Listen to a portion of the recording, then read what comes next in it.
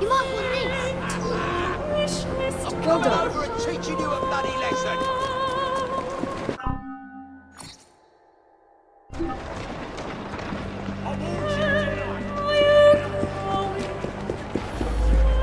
Wait there!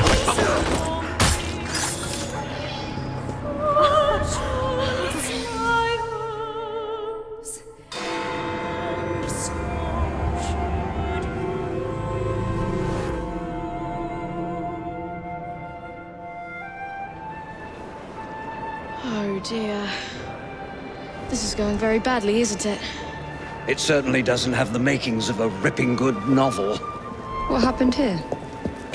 Ah, the charming and delightful Fry twins. Have we met? Mr. Raymond knows everyone. He knows everything about this city. He writes it all up in his books. I'm Henry Raymond, writer of third-rate, lurid stories. Penny dreadfuls, if you will. And this is Little Artie. Mr. Raymond takes real murders and makes them so awfully exciting. The guilty always get caught. There's one unfolding just here. Perhaps one of you would like to try your hand in solving it.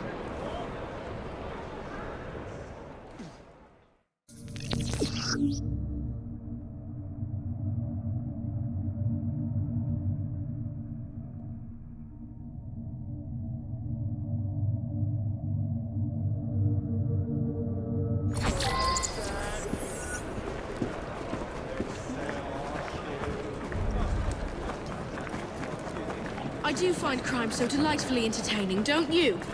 I mean, solving crimes, of course. Finding a solution is exhilarating.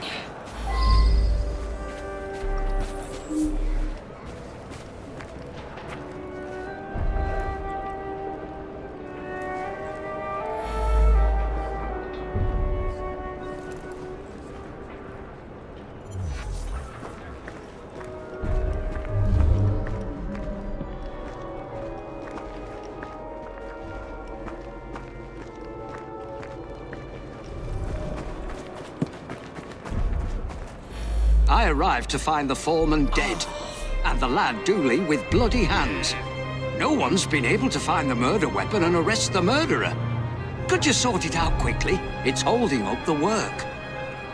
They're a rough bunch, but someone has to keep the kids in line. I just wish the grown-ups would quit fighting each other.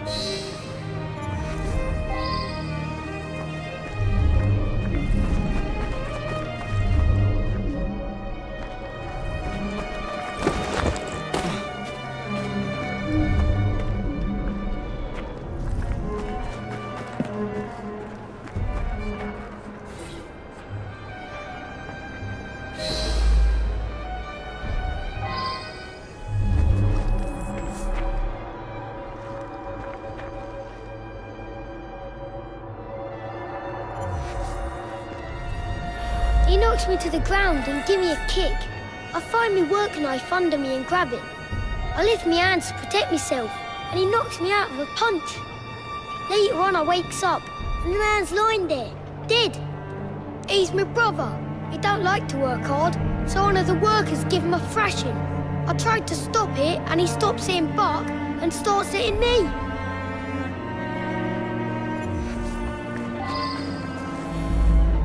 When I come back, the man's lying dead, and there's Dooley holding a knife.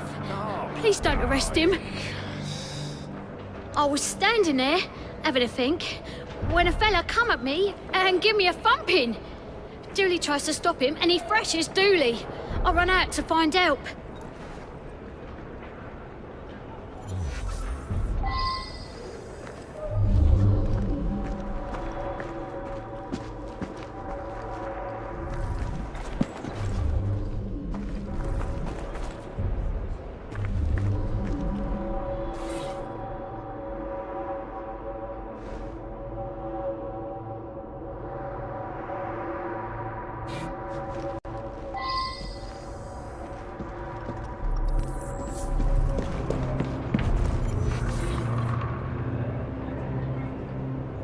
Well now, I didn't ask about this.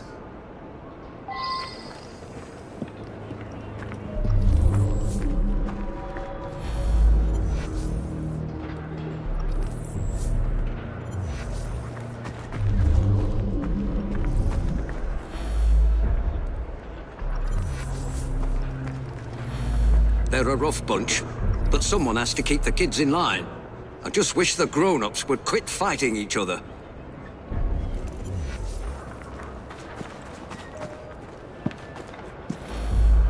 He knocks me to the ground and give me a kick. I find me work knife under me and grab it. I lift my hands to protect myself, and he knocks me out with a punch. Later on, I wakes up, and the man's lying there, dead. Me? No! Oh, no, not so quickly. You have indeed solved this murder, according to the facts at hand. However, Artie, what advice would you give? I would encourage you to look beyond the obvious, beyond surface appearances. Try again. Use your powers to peer more deeply and see what you can discover.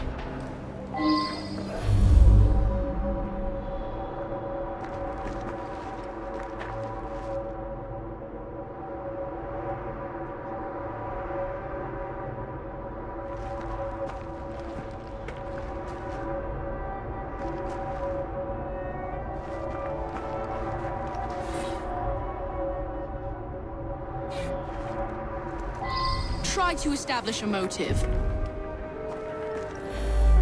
That's Dooley's knife, all right. He never lent it to nobody.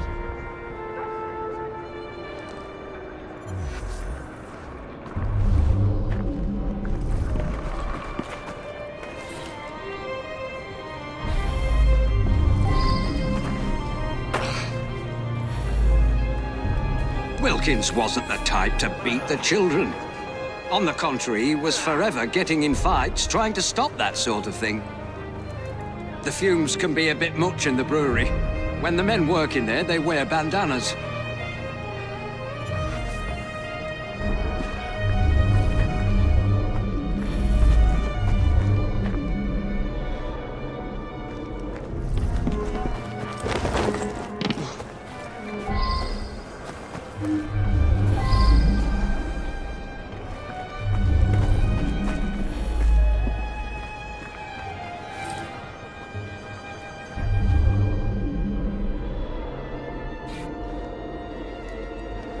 Which suspects had the opportunity to kill him?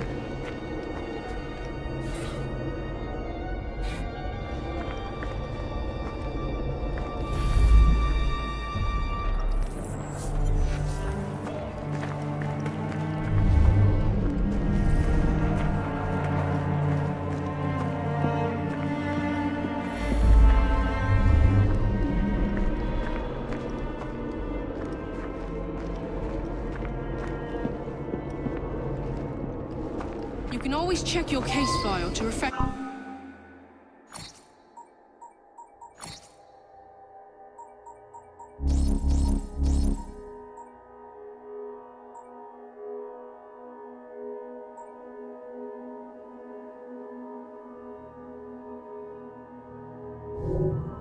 Your memory.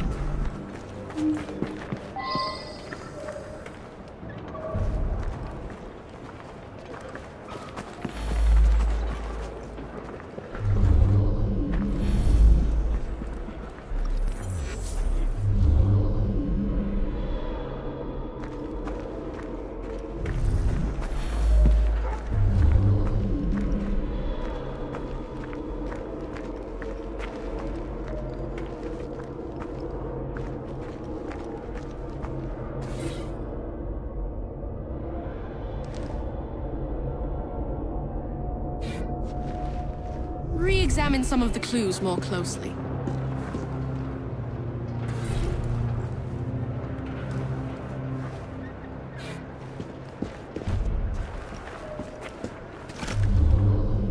Try to establish a motive.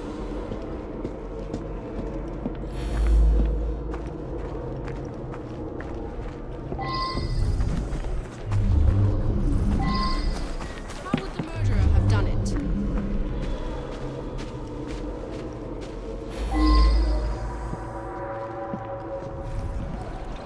Me and Wilkins was working out here. We heard screaming. Wilkins went to see what it was about and never come back. I went to see for myself, and there he was, dead. I didn't stick around. Somebody might think I'd done it. The strange thing is, Wilkins weren't wearing no bandana when I was talking to him. Only the workmen in the brewery wear bandanas. You should talk to Morris there.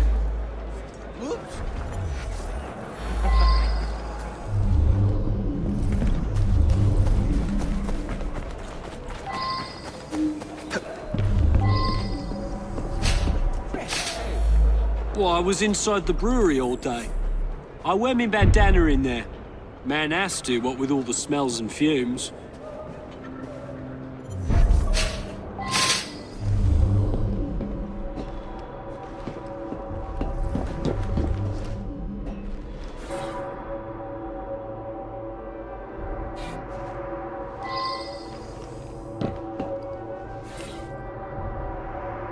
I wonder if someone could tell me more about this.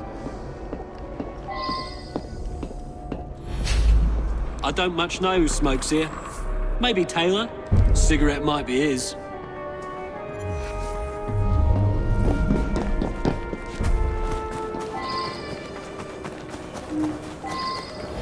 I quit smoking months ago. You know, I saw somebody from the brewery having a smoke this morning. Didn't see who it was, though.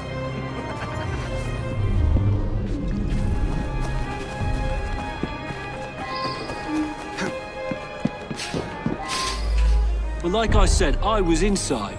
Didn't get a chance to come out to smoke. Colton left, though. You could talk to him. He's working in the loading area just now.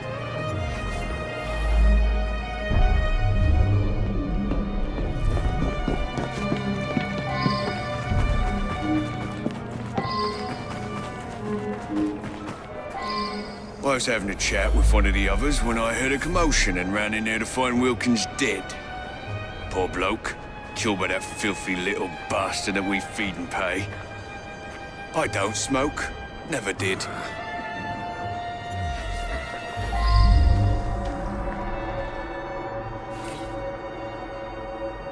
I believe I should re-interrogate a suspect.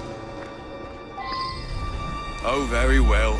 So I do smoke now and then. What's it matter?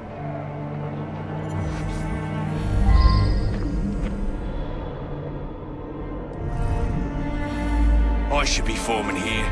Wilkins coddled the boys like a mother hen. He come along and stops me giving the boys a beating. That was much more difficult than it initially appeared. Well done. Up to the cliff with you!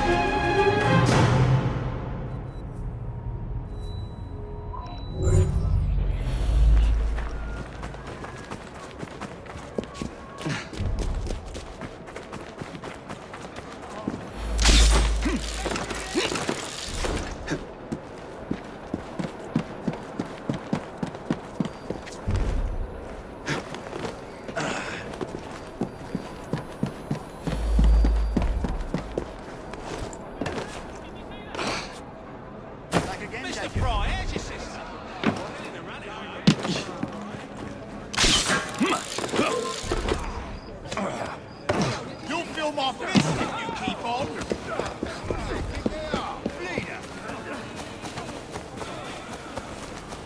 Take this.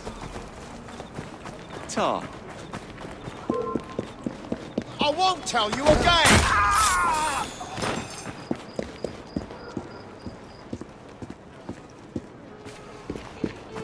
Is that it? And what dazzling ruse do you have?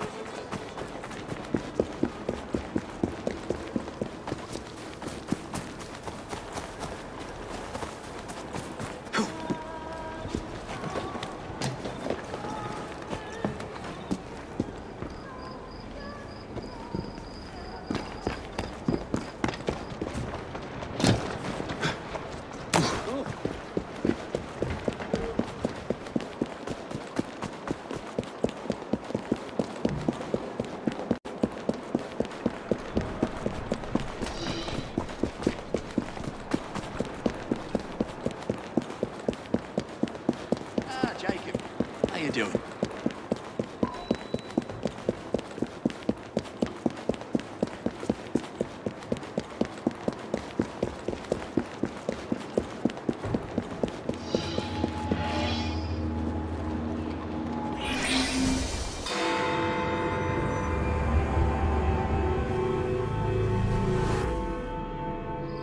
A tragedy in the park.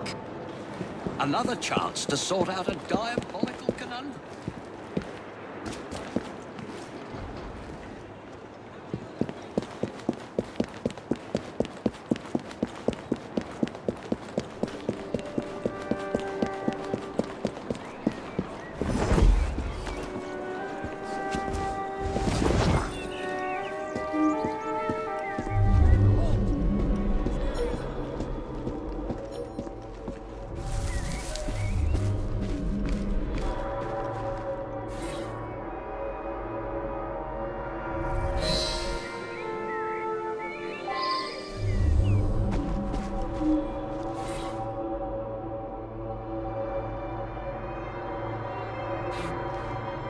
I should go back and ask about this.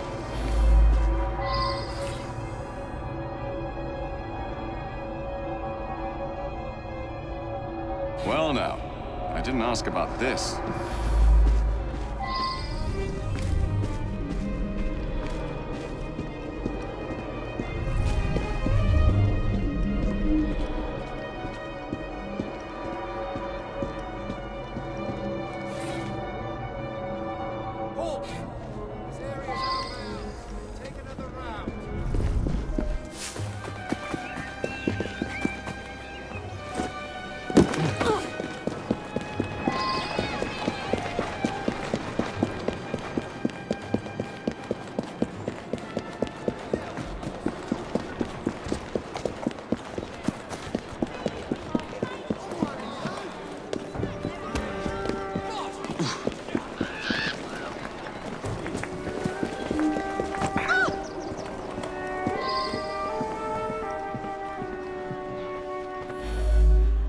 I don't know any of Dr. Alton's other patients.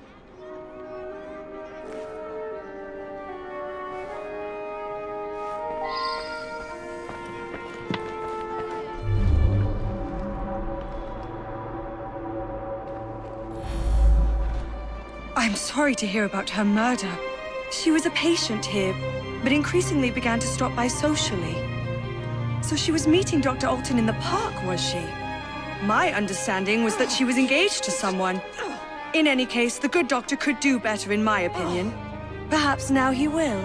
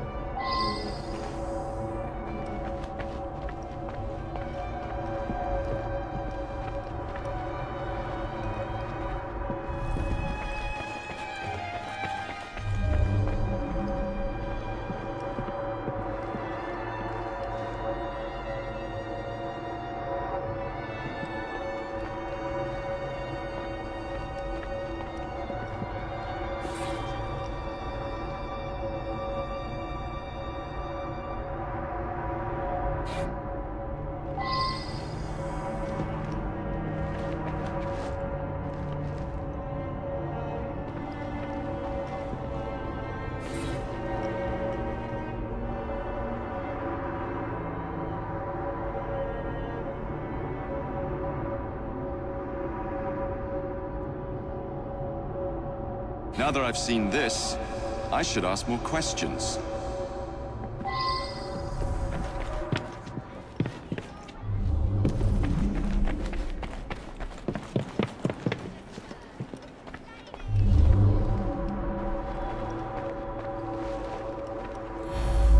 Oh my God, Prudence! How horrible! I was about to propose. But I don't understand. She and I didn't have a meeting arranged today. It is true that we sometimes meet in the park, but there was no arrangement for this morning.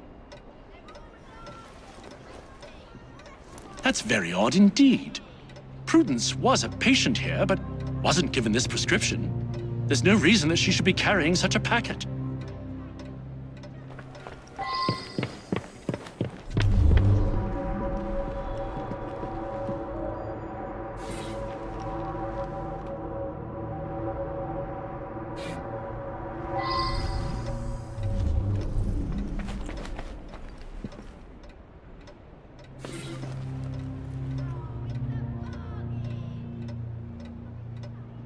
I believe I should re-interrogate a suspect.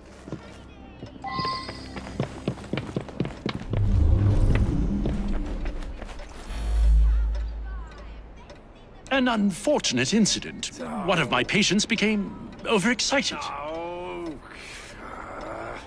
You appreciate, I'm sure, that I cannot discuss the condition of any of my patients.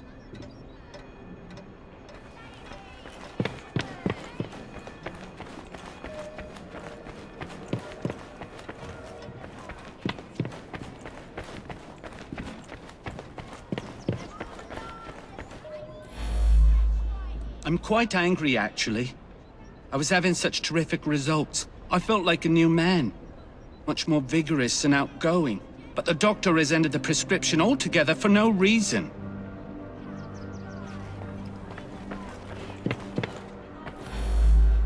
Mr. Baxter apparently attacked the doctor yesterday. It was after hours, but the doctor did have a cut on his cheek. Poor man. Dr. Alton makes house calls to see him. Baxter doesn't come into the office. I make up the prescriptions and he picks them up at noon when I'm away at lunch.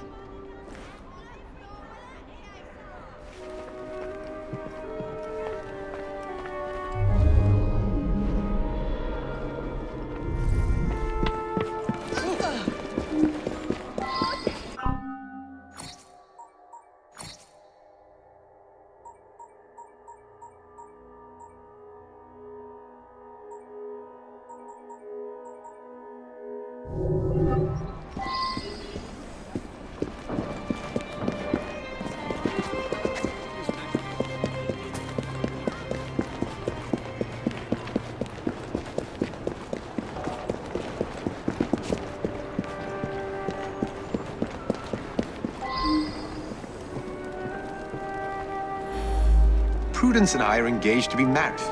I'm desperate to see her. She should be by any moment. She had something important to tell me. I'm worried she's going to break off the engagement. Prudence has been so distant lately. I believe she has a misplaced affection for her doctor, the cad. I would make a much more appropriate husband, and the wedding is planned.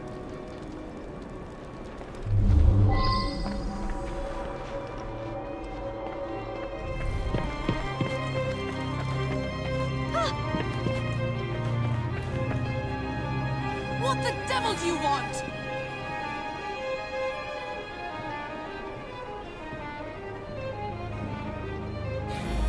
What are you doing in here? Get out at once!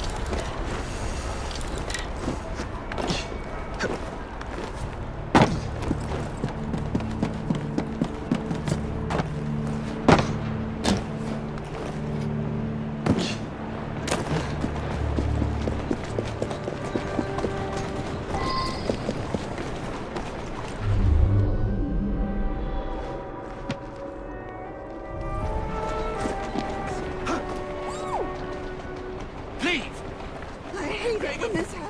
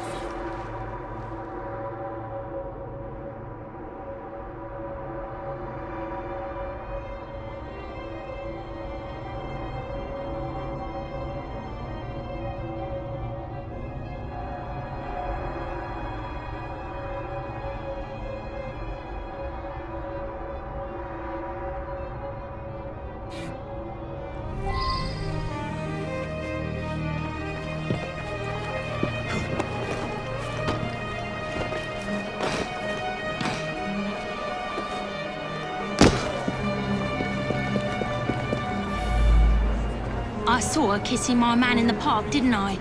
I followed her to this street yesterday, but lost her. I'll come every day if need be, until I catch her again. That trollop better promise to let him alone, or I'll give her what for. He's all mine, I tell you. All the girls want a bit of Baxter, but they can't have him. You ask him yourself, he lives just that way.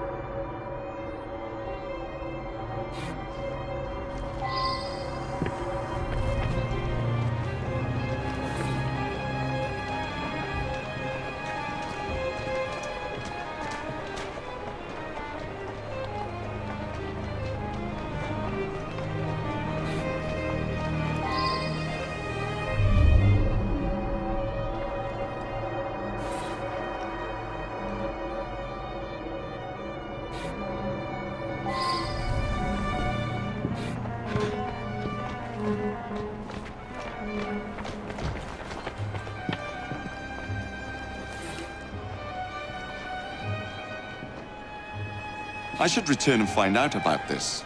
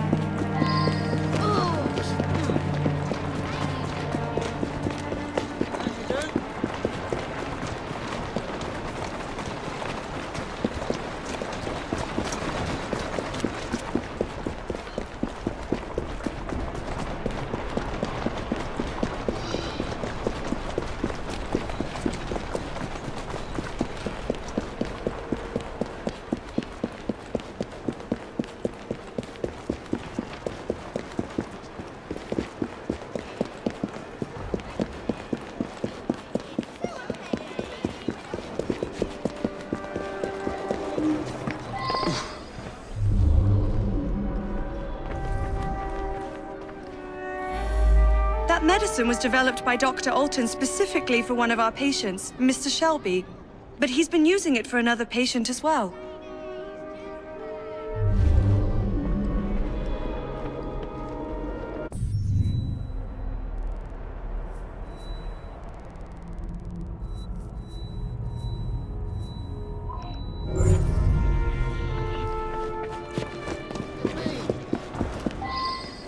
No good will come of that.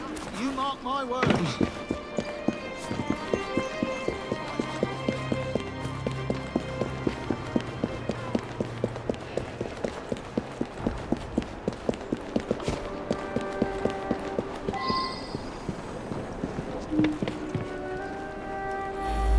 I've never heard of such a man.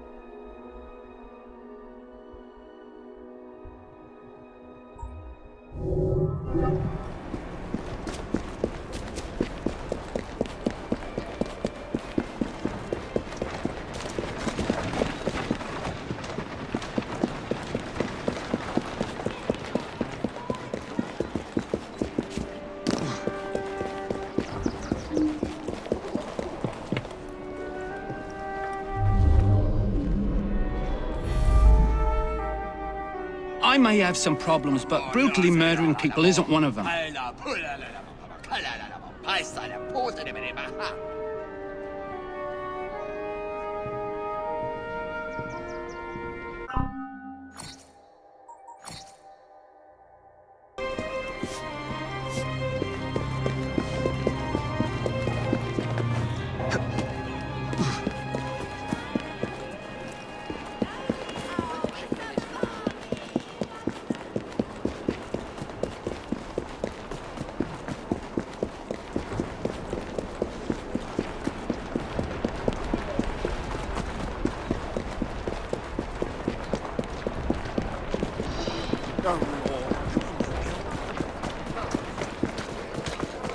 There, girl.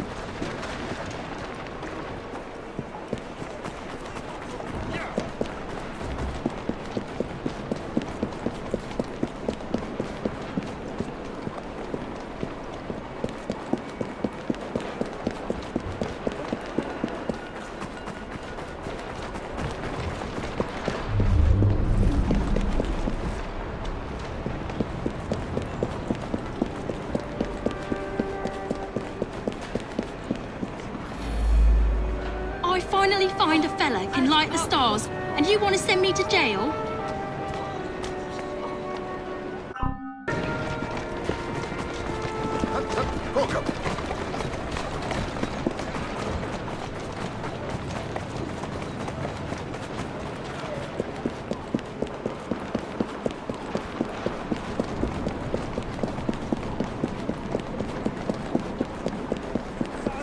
Do it again. Imagine the wisdom we could glean. Something simple.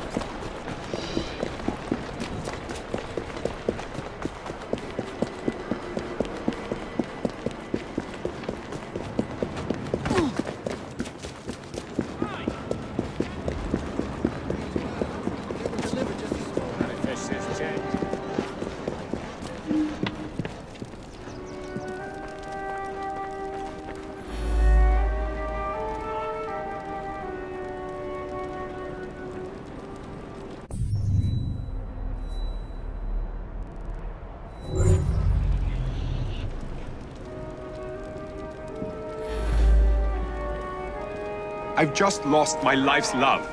How can you accuse me?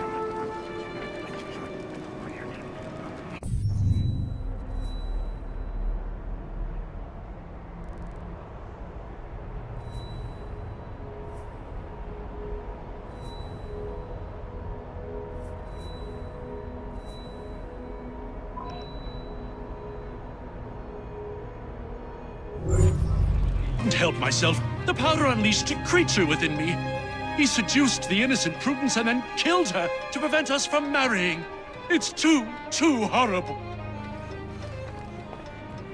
I knew something was amiss with the medical powder, but didn't understand until you found those papers. Well done. Up to the clink with you.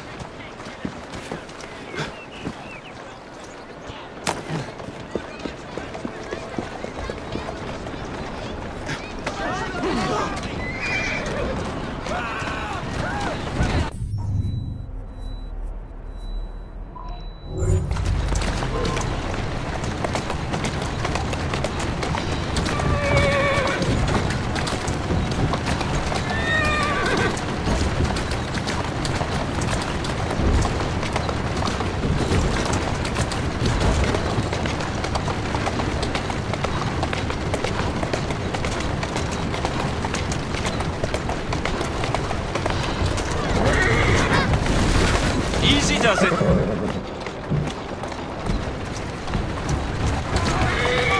Whoa now.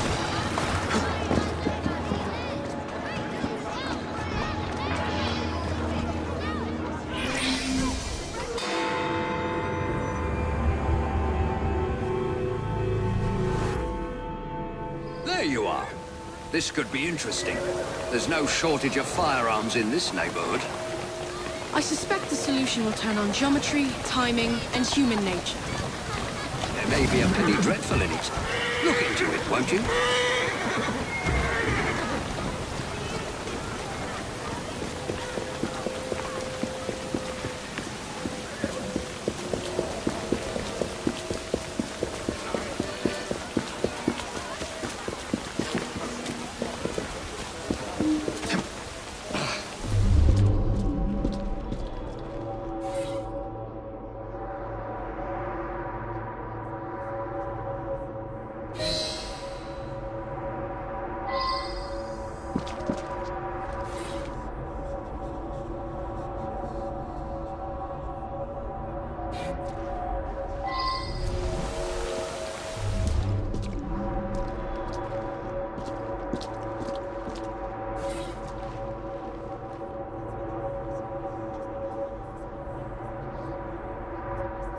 I should return and find out about this.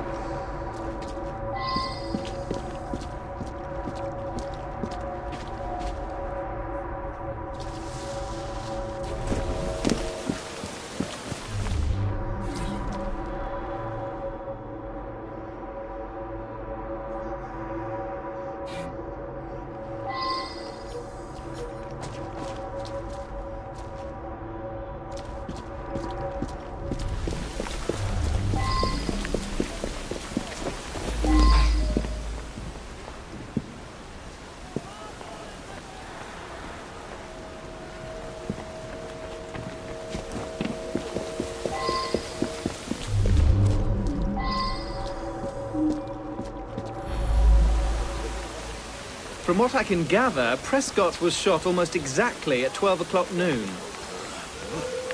Apparently, they put the clock there while doing some repairs. It still runs, I notice. The young lads across the street were fooling with a pistol they'd found. A bullet must have gone astray through the wooden fence. Hit Mr. Prescott smack in the chest. Bloody unlucky for all concerned.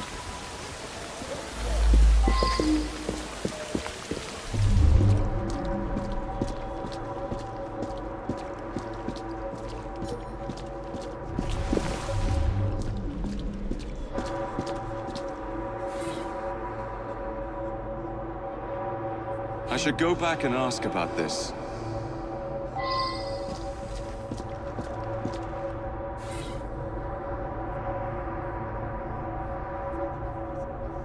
Well now, I didn't ask about this.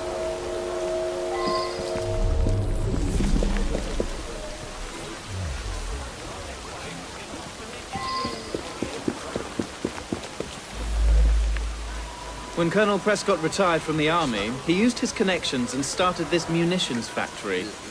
He wanted the men that served with him to have work when they left the army.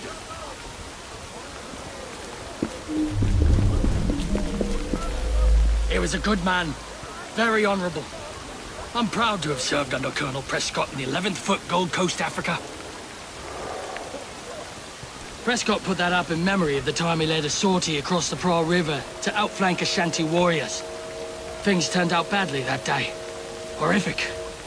We lost several of our comrades. Prescott wanted us to remember them. I was on my way here. Heard 2 shots I did, right at the stroke of noon. Bullet hole in the clock. That's a new one. It could have already been there when I arrived at noon. Or maybe it was the second shot I heard.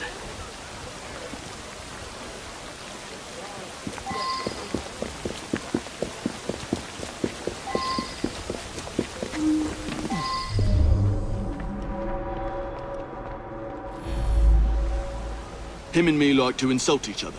I was a lieutenant under his command in Africa. I love the army. No one questions you when you wear a uniform. Anyways, every morning when he arrived, we'd call out and joke with each other. Yeah. Well, Prescott led a flanking sortie that went wrong. Lots of casualties. Some men called the colonel a coward, but it were really just bad luck. Anyway, he resigned. To make amends, he offered work at his factory whenever one of us left the army.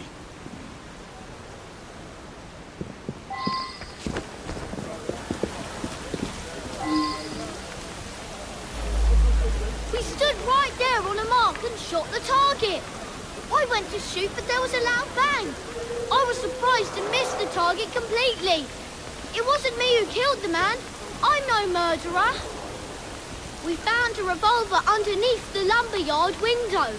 Don't know where it came from.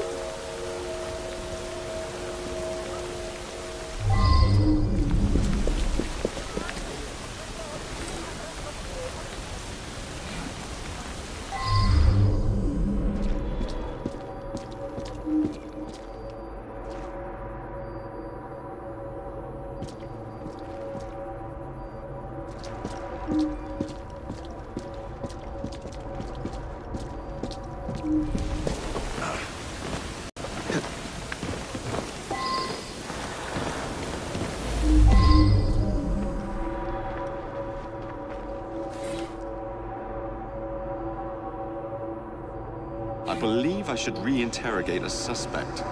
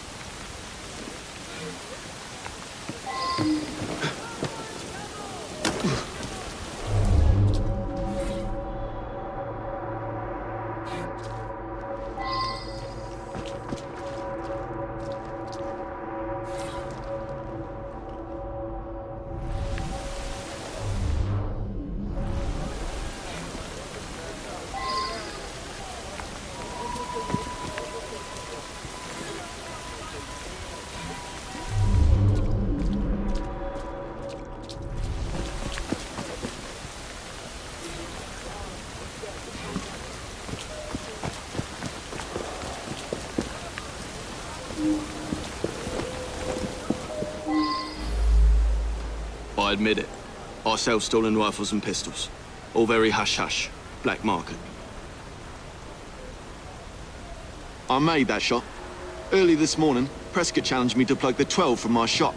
I missed just low. No one witnessed it. It was too early in the morning. I brought that gun back from Africa. I was a sniper fighting the Ashanti. I used that gun this morning for Prescott's challenge. It's the only Whitworth we have. I'd never sell it.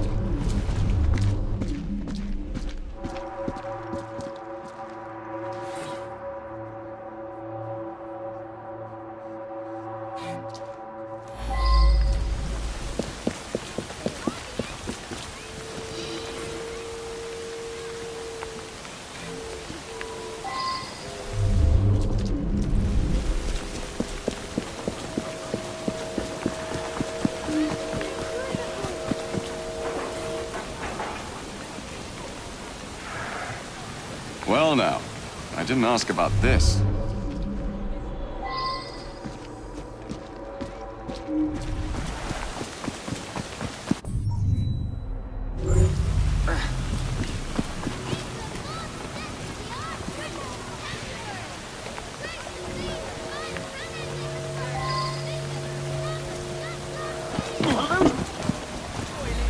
Saw him each morning as I drove by. Seemed like a good sort. We lost an entire barrel of beer, damn it. I heard 2 loud bangs, but thought nothing of it. Later, I found a bullet hole in a barrel. Imagine that, a bullet hole. My lad Samuel might know more. He's around back, tossing trash in the river. The poor lad. Fell on my doorstep a few years ago. He's in a bad way, has some sort of malady. Rides in the back while I make deliveries. Hard worker, very determined.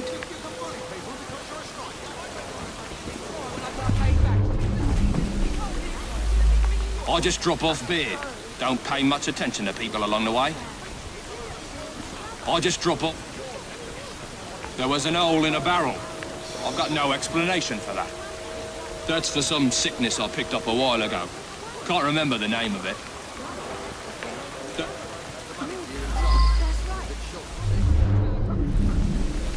I just drop off beer. Hey, look at people on top.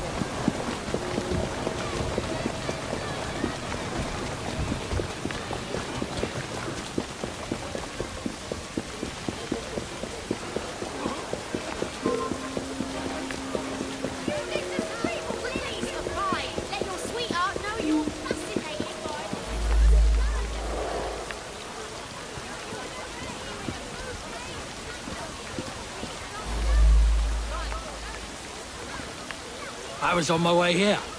Heard 2 shots I did, right at the stroke of noon. Prescott put that up in memory of the time he led a sortie across the Pra River to outflank Ashanti warriors. Things turned out badly that day. Horrific. We lost several of our comrades. Prescott wanted us to remember them.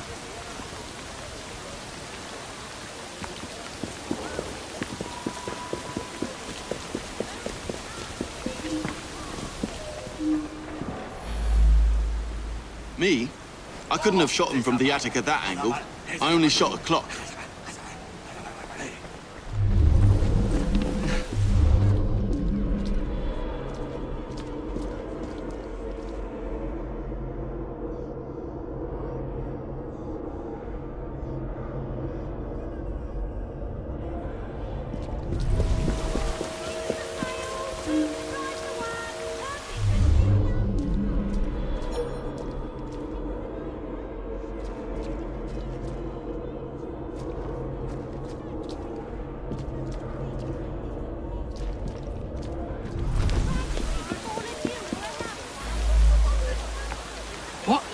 I was here all along. I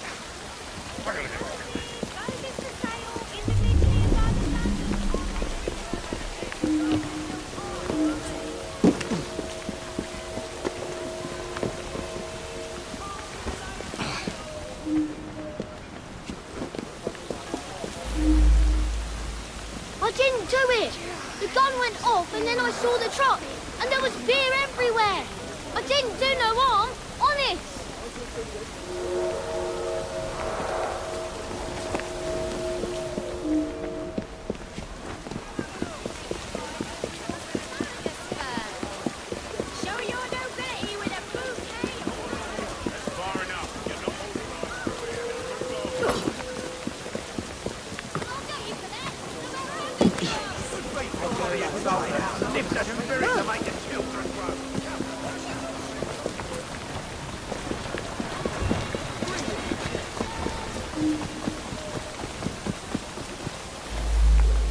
His goddamn cowardice in Africa got me best friends killed. He should have faced a firing squad. Very good sleuthing on your part. It's a miracle anyone survived, what with all those bullets whizzing about. Up to the cliff with you. Yes, that's quite enough. Run off to your master like a good bulldog. Come on. You think it's clever to talk about me?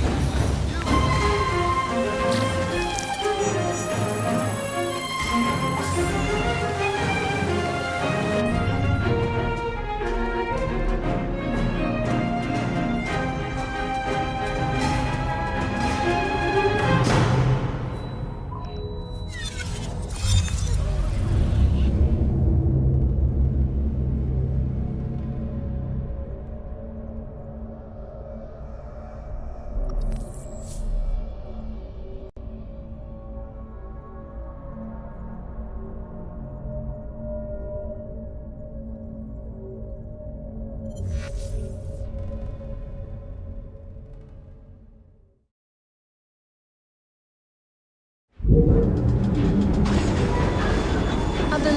have you?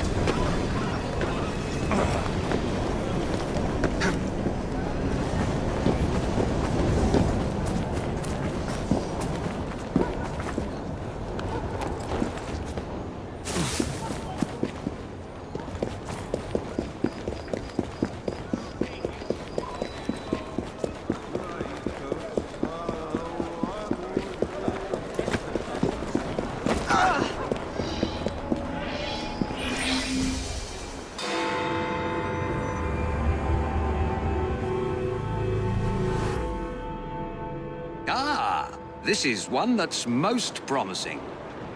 An important detective is missing. Skullduggery is surely afoot. Solve it, and I'll write it up quick as you please.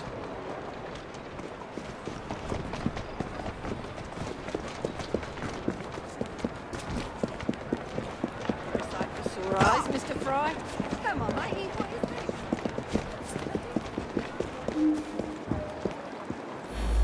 He's a friend of mine.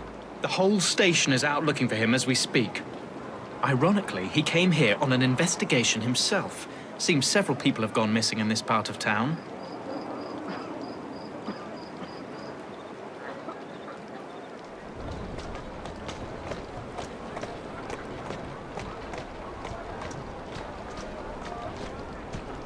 We've had reports of missing people over the last few months. Detective Murphy is just the most recent and the only one who's anybody to speak of.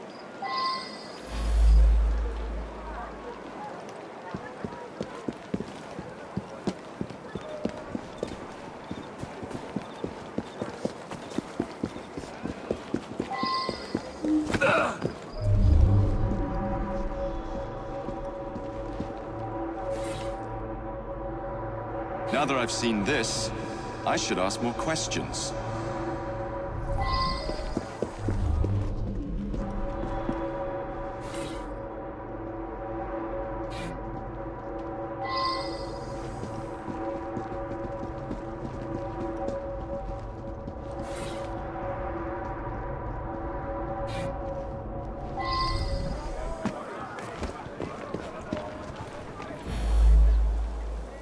I saw him going into the barber shop when I was on my way to work. In this kind of neighborhood, people come and go.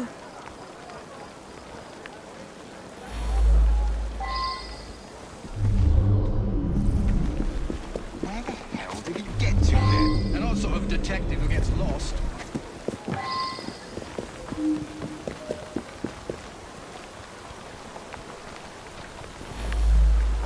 An odd man indeed. He spent a fair amount of time in here, poking around. Some people around town just seem to vanish. It is mysterious. George delivers that to us. It's amazing. The flowers just grow and grow. An odd man indeed. Sweet boy. Constantly giving my assistant gifts, a jacket, a handbag, and so on.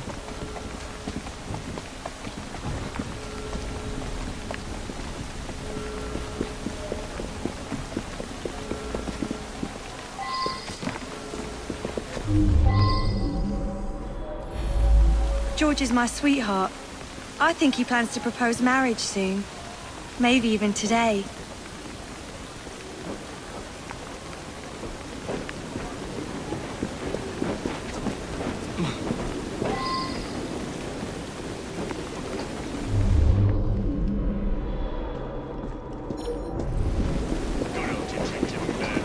Must be about someplace. He's probably got pie-eyed and run off somewhere.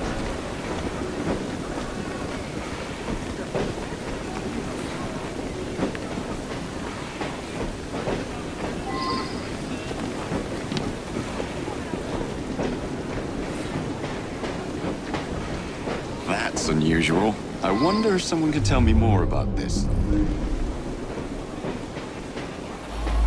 He was in here asking about missing people. Bought a meat pie, he did. Stayed and chatted for a few minutes, then headed off to the barber. No, no! Move it over there! Sharpish! No, no! Move it over there! Sharpish! I'm told that some people have gone missing, but I don't know anything about it. Steady! George delivers meat from the pies. Lovely lad. I pay on delivery. I believe he picks it up from a local butcher shop. Yes, good, good.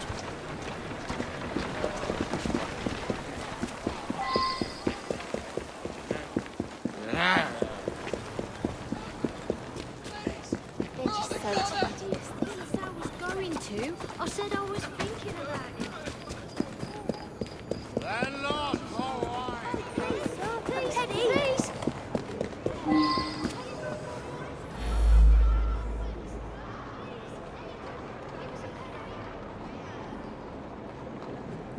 Yeah, I gave him a trim. He asked no-ended questions. When I cut his hair, I notices a tattoo right at the base of his neck. A green Celtic cross it was. You're right. Several people have disappeared over the past months. Yeah. Some of them were customers of mine.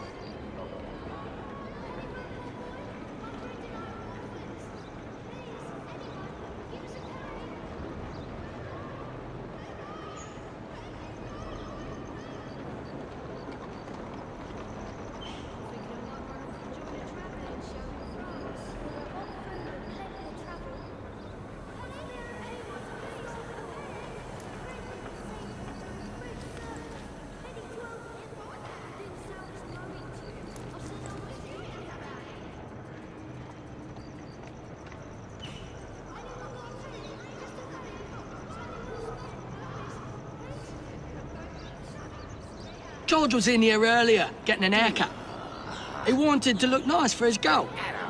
He's been seeing Joanna from the flower shop for some time now. Said he's finally saved up enough money to pop a question.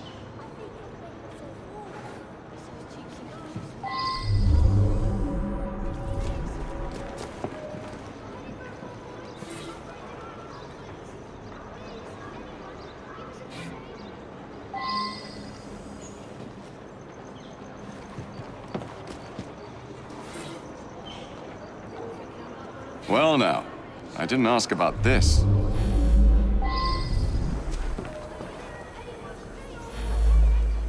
I'm trying to quit drinking. Sometimes my hand shakes when I'm given a shave.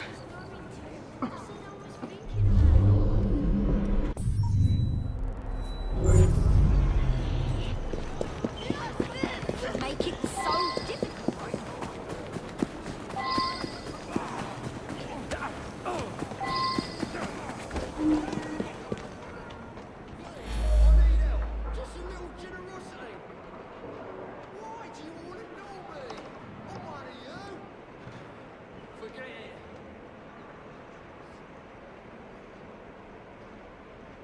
He came in asking lots of questions.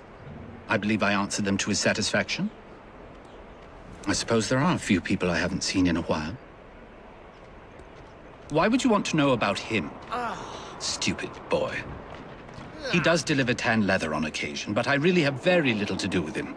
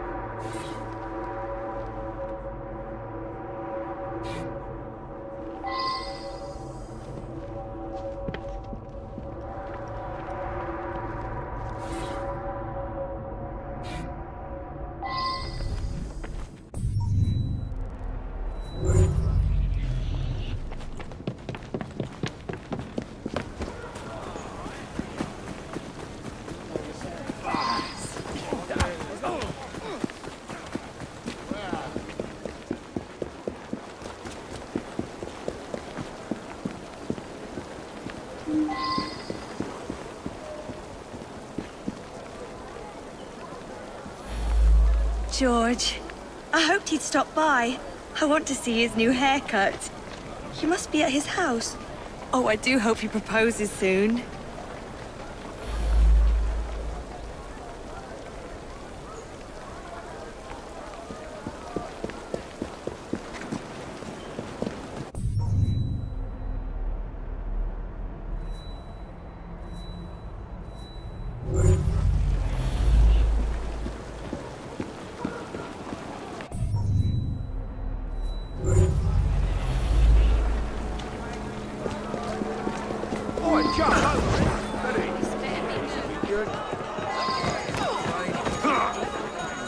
We're counting on you, Nance.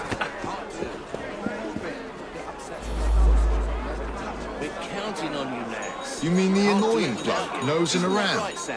I told him to sod off. I pride myself on the quality of the beef I sell. Somebody's selling cheap around here, though. My sales have dropped off. George? I don't know any George. Was it even a nice locket? Bunch of savages.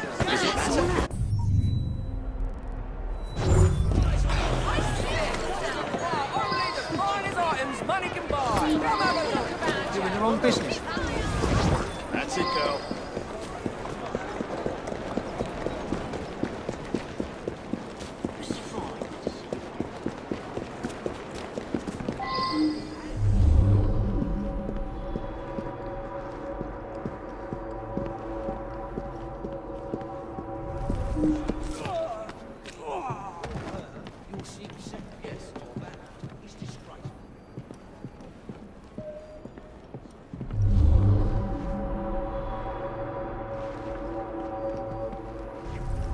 You won't intimidate me.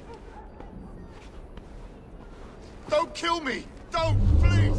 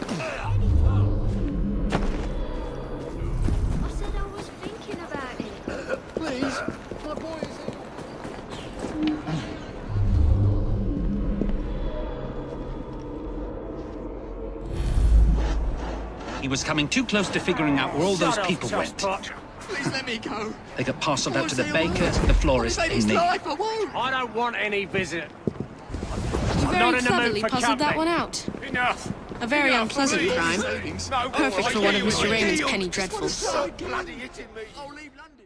You'll never set eyes on me again. I don't want any visitors. Let me start again away from here. Huh? I want to see too. Lift me up, will ya? Just let me go. I'll never trouble you again, I swear it. Oh, God, no more.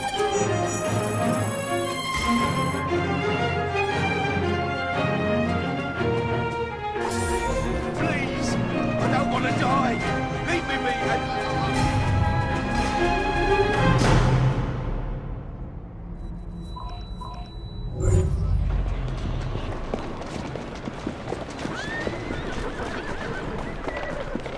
And how are you? Just at the other.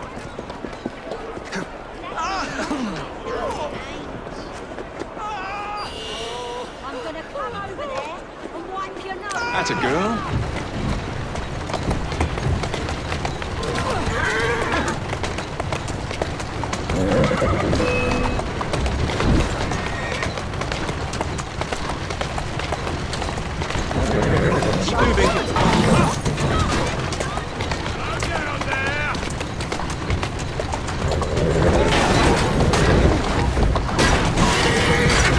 Doing fine, girl.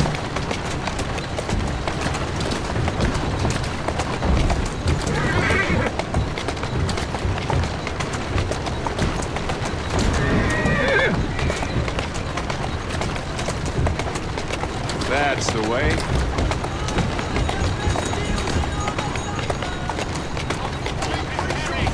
Walk on, girl.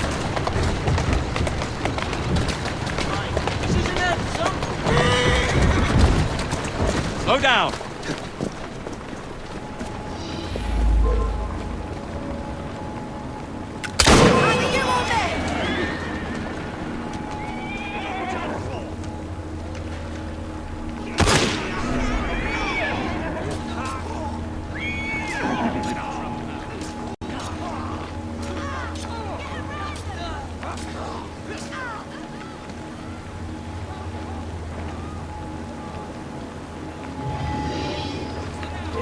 I'm warning you!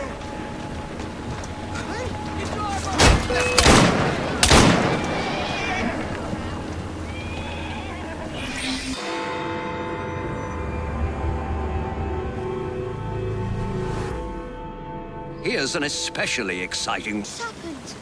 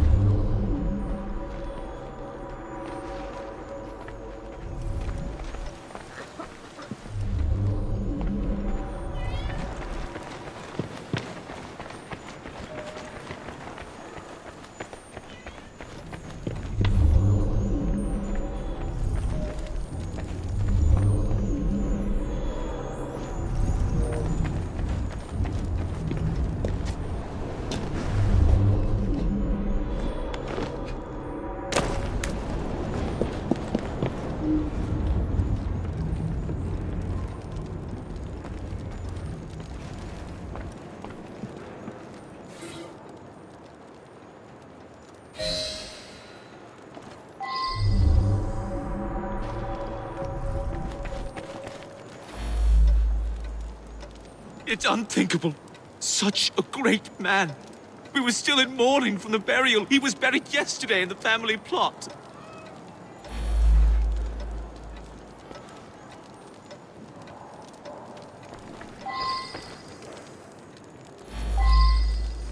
It's so very awful. The professor died of an heart attack just days ago. Then tonight, I hear pounding at the door. I open it to find him bleeding and in pain. He tried to say something, then collapsed dead. Again. He kept repeating, Bar Queso, over and over. What does it mean?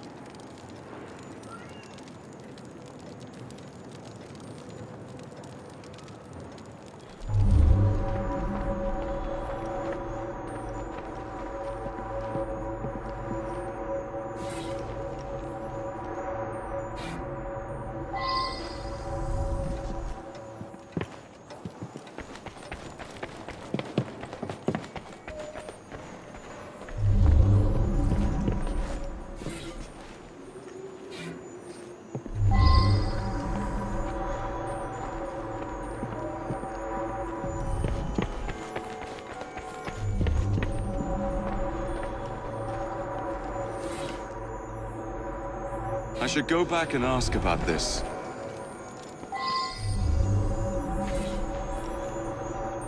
Now that I've seen this, I should ask more questions.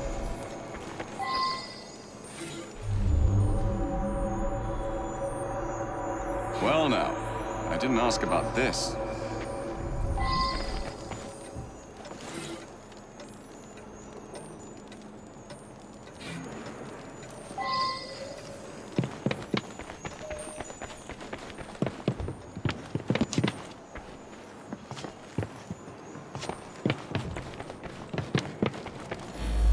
Spider? Let's get that out of here. Emmett is definitely afraid of spiders. He got that a few days ago. Inside was a statue. I thought it was a marvel, but he told me it was quite common. I don't know who sent it.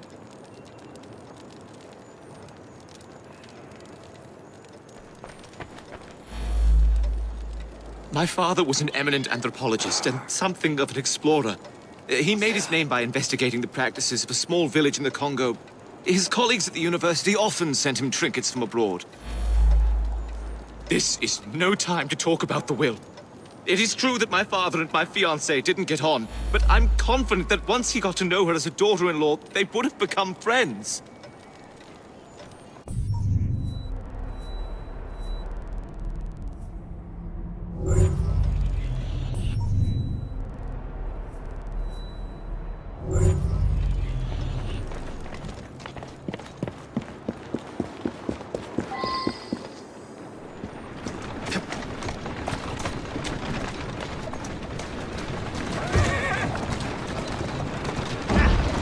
Let's go.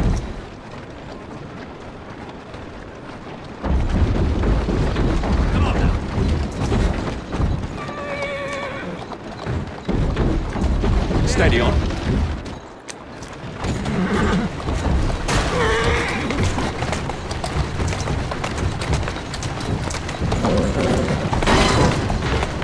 Who's a good horse? You are.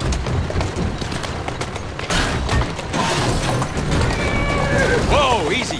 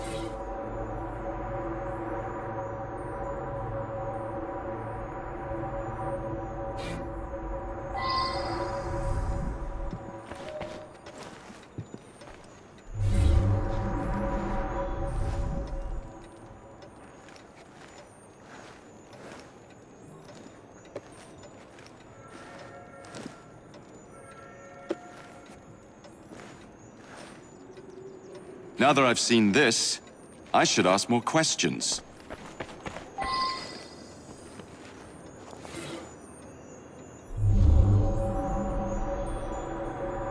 I should return and find out about this.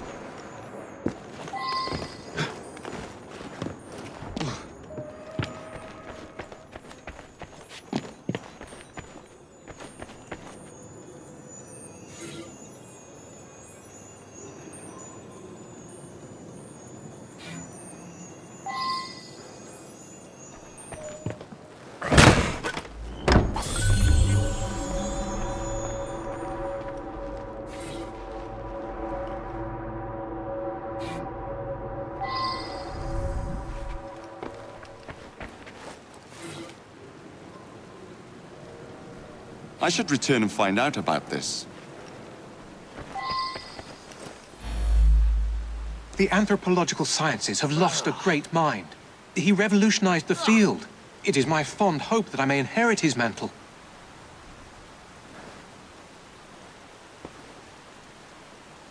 Which one is that?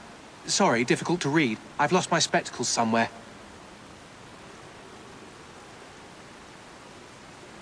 I recently traveled to Africa in order to continue studies on the indigenous tribe Professor Bing discovered some time ago.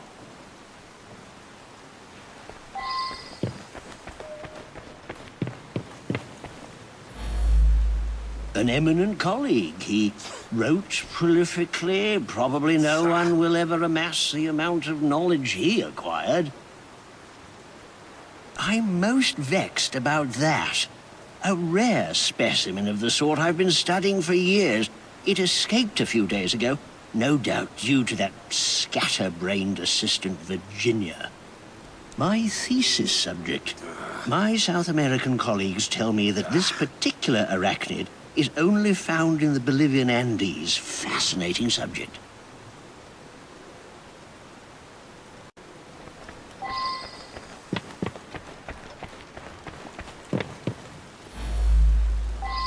lovely man, and quite wealthy.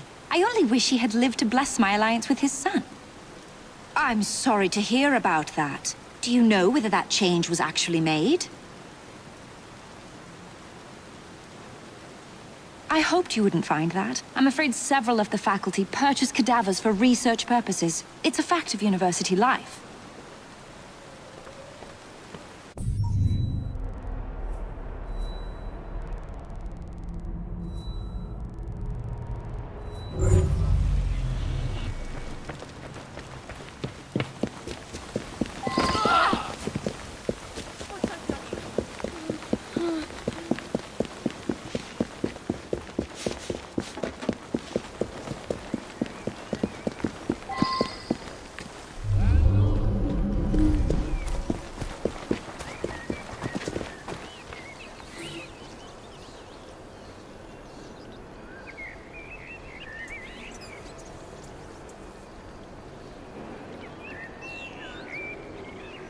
I should go back and ask about what I've heard.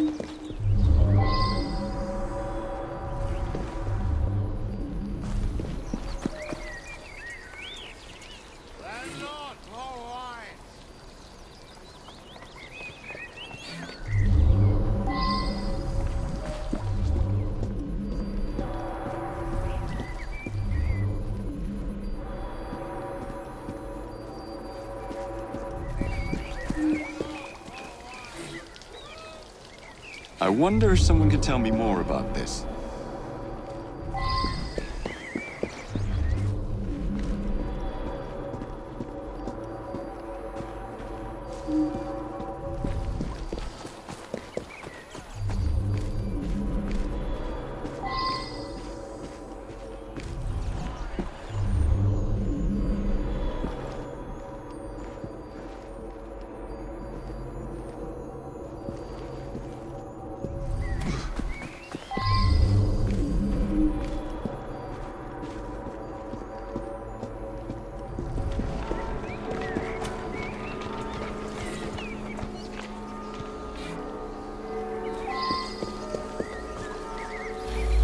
He showed up again. First time that's happened in 35 years of grave digging. Body snatching? That's an insult. I'd be in the slammer quick as that if I got caught. I saw the son lock the tomb myself. So I sell a body or two on the side. A man's gotta eat, ain't he? I broke the lock and left him on a barrow just behind his tomb.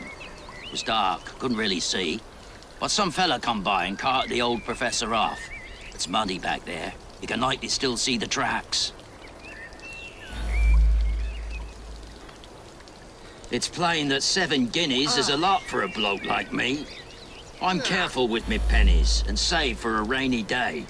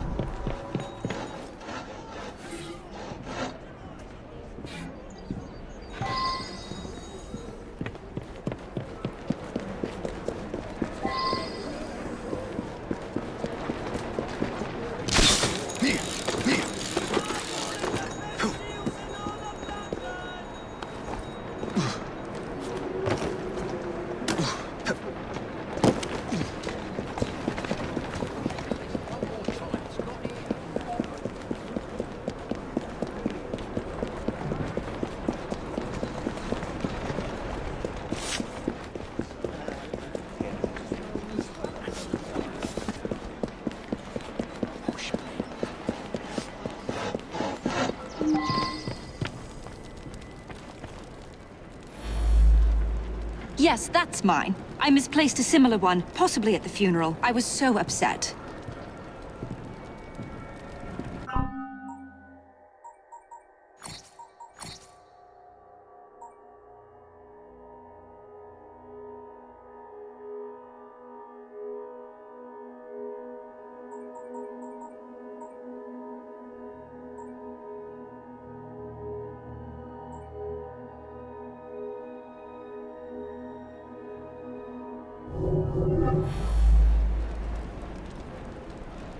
He was a stubborn old coot, but I wouldn't murder anyone.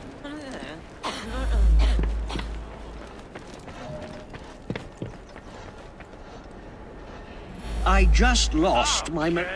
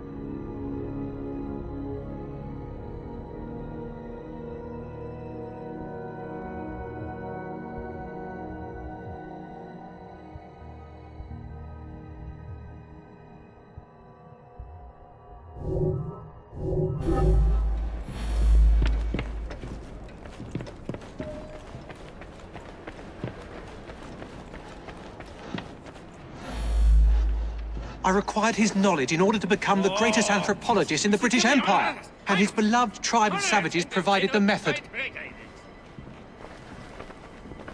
That Professor Silas was particularly cunning and gruesome. Mr. Raymond will be thrilled.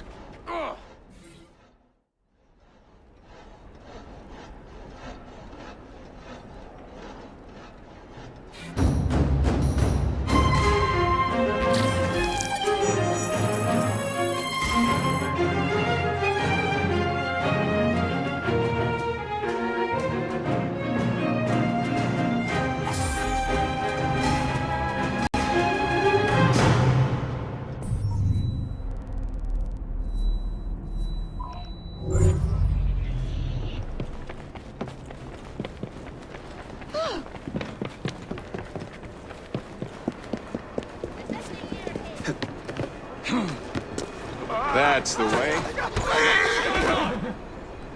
Walk on, girl.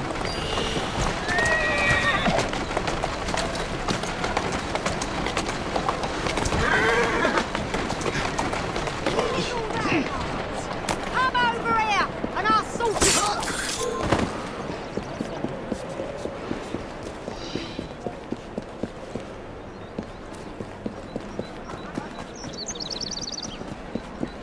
Got you like a fish!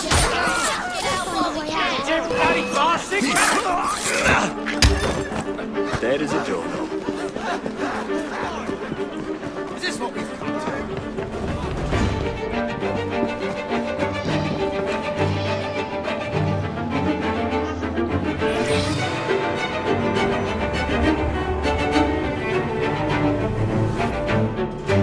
My write-up of that last crime was so ingenious that Purlock Publishing tossed me...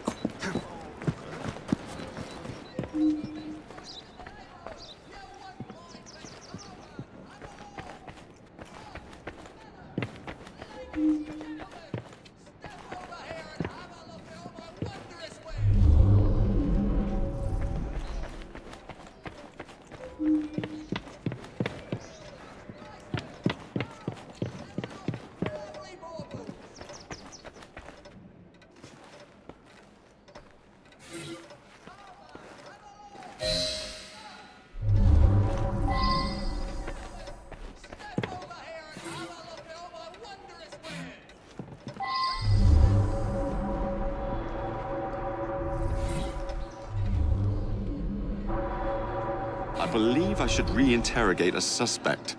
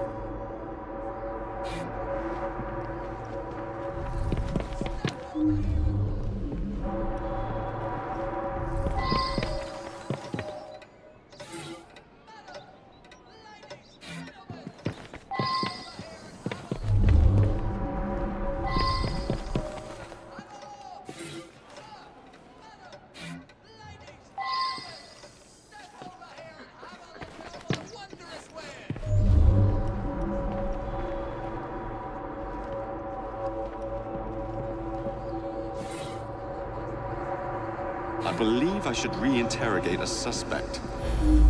I'm just the housekeeper, but Mr. Cashin was a dear friend. Each morning I bring him his coffee. Today his door was locked shut. My husband is the caretaker. We live downstairs. We have the keys to all the apartments, so after knocking, I became concerned and let myself in and found him like this. The lights weren't working. My husband didn't want to waste any candles, so we retired early. Mr. Cashin was a respected music critic, a very accomplished man.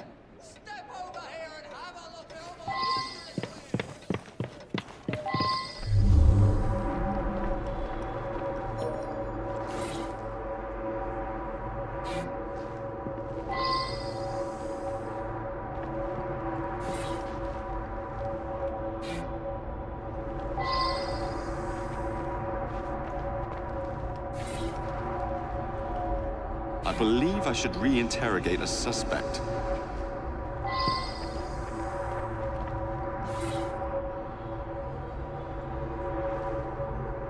I believe I should re-interrogate a suspect.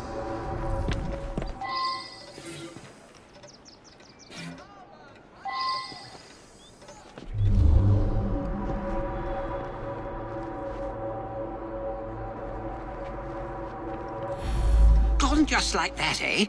He lived right next door and often came home from his concerts a bit drunk and singing at the top of his lungs. Drove my wife near crazy. Cashin had an eye for the ladies, no question. I was a bit jealous of him, frankly. I was down in the cellar, fiddling with my experiments. That belongs to Mr. Golden. He's an awfully nice chap. We let him use our apartment during the day when my wife and I are out tending our shop. He likes to rehearse here where the light's better. I'm an amateur chemist. Henman let me set up a few experiments in the cellar.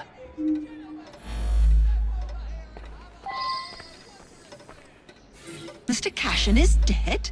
I just saw him yesterday. He looked in the peak of health. If you ask me, he paid a bit too much attention to the caretaker's wife. Scandalous, really. They must have seen each other nearly every day. Last night I was knitting in that chair. Then I felt quite sickly and opened the window to clear my head. I certainly didn't hear anything.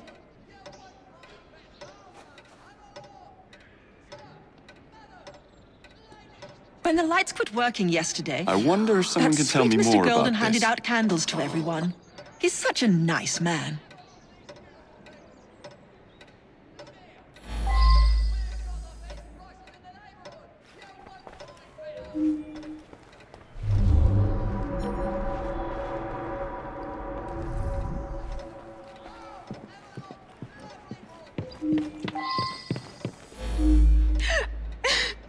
It's true. I loved him. He was the best thing that ever happened to me.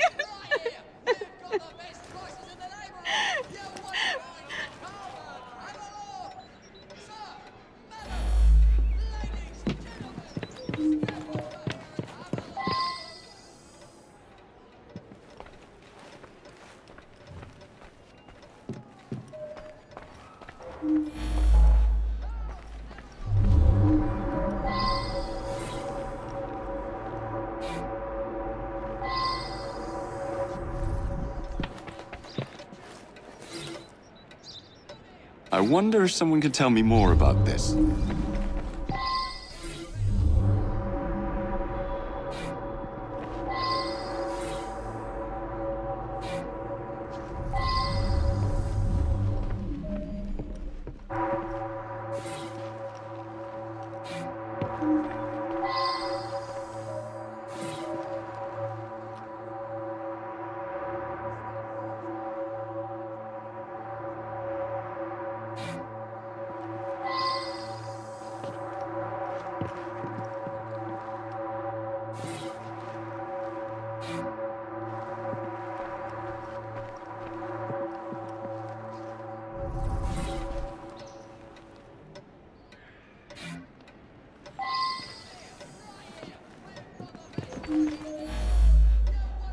I work very late.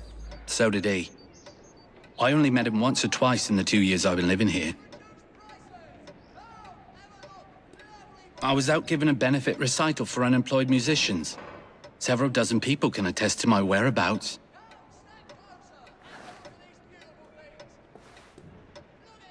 I use them to create an ambience when I hold private recitals.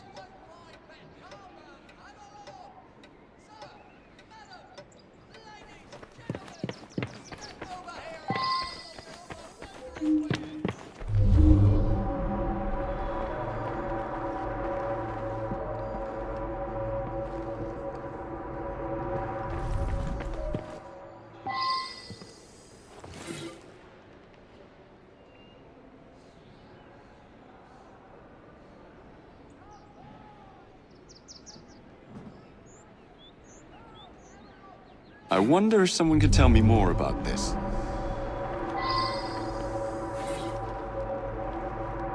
Well now, I didn't ask about this.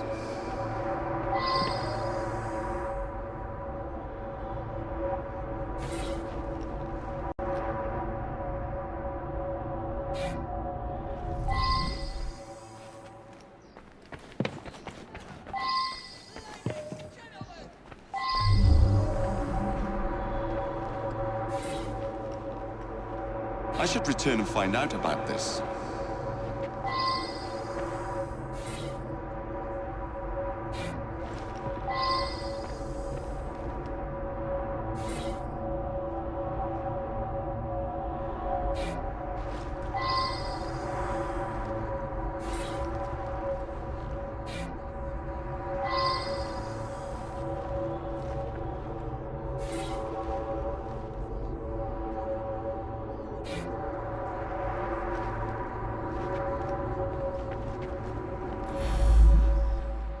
Mr. Cashin's dead. Difficult to believe. He led a quiet life. Out at concerts most nights, shut up in his room writing the rest of the time. He must have been a lonely man. My wife felt sorry for him and helped him as often as she could.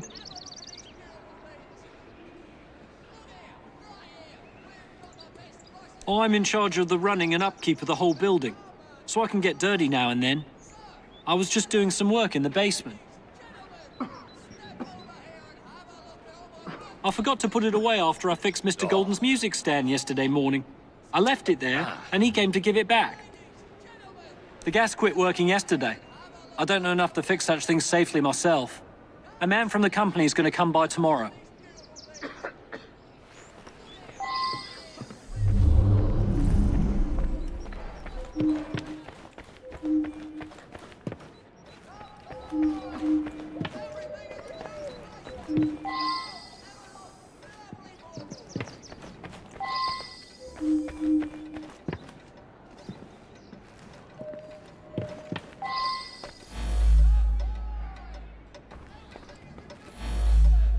Ah, yes, be careful with that. It can be dangerous. It reacts badly with heat.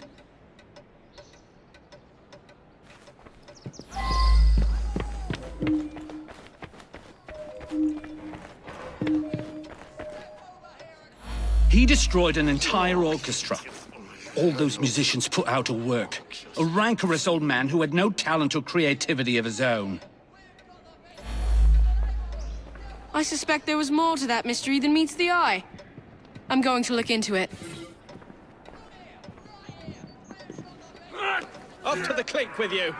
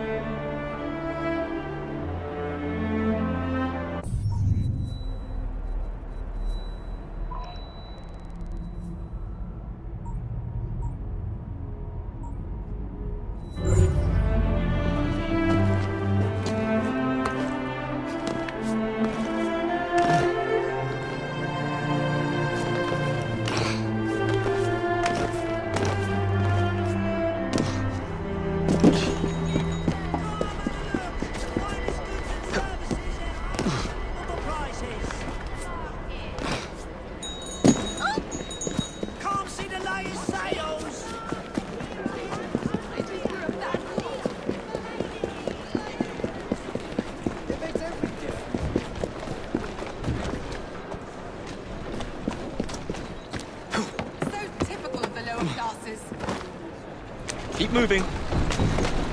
Oh, shit! I was getting bored.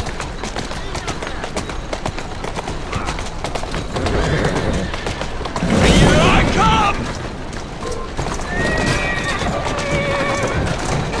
Take this!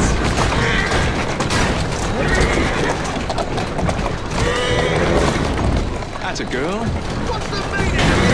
Balance this wheel!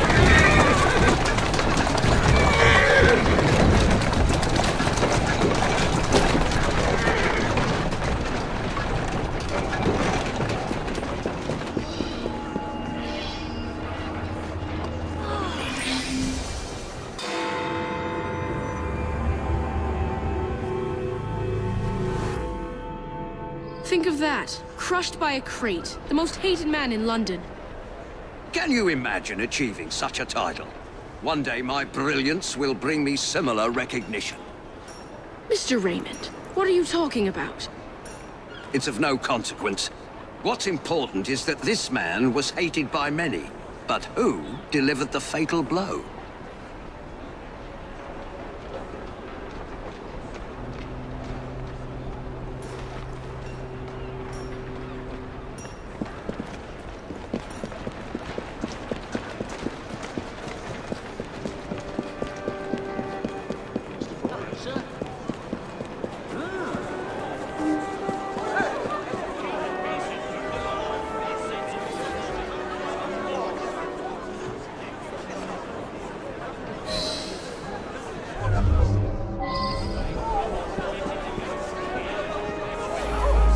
I know the man. He's hated by everyone.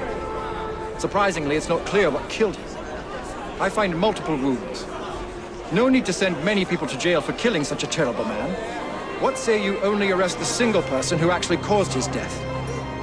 He appears to have been stabbed with a perforating weapon, perhaps a spike of some kind. There would be bleeding and it would affect motor control right away, but death wouldn't come for another 6 minutes. I suspect that there is at least one deadly toxin in his system.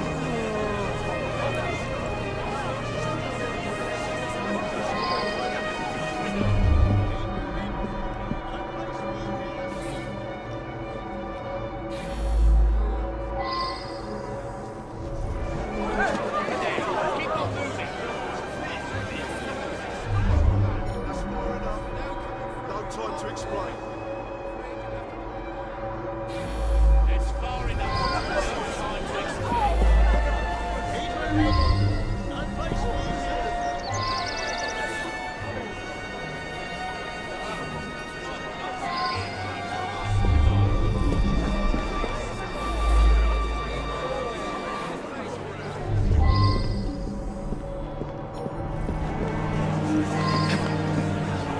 What was that? Did you hear that? He owned this site and paid us. We all hated him because he looked for any excuse to cheat us out of our wages. I didn't hate him any more or less than my Who do you mates. think you are? Barging locals out of the way, there ought to be a law against bad manners. That's around the time I'm given a few minutes to eat something. About then I would have been buying myself an apple at the stand down the street. It's difficult to work properly. You'd have to know what you're doing to drop it at just the right moment.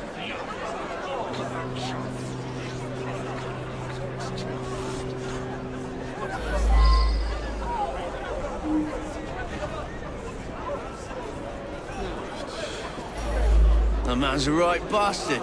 I hope he's smouldering in hell. Well, I'm not a crane operator. I wouldn't know how to work that. Hey, who do you think you are? Barging locals out of the way, there ought to be a law against bad Eddie? manners. I'll put it Yeah, down to the government. I taught him how to work the crane a few days ago. We're on the slippery path to the scaffold trap door.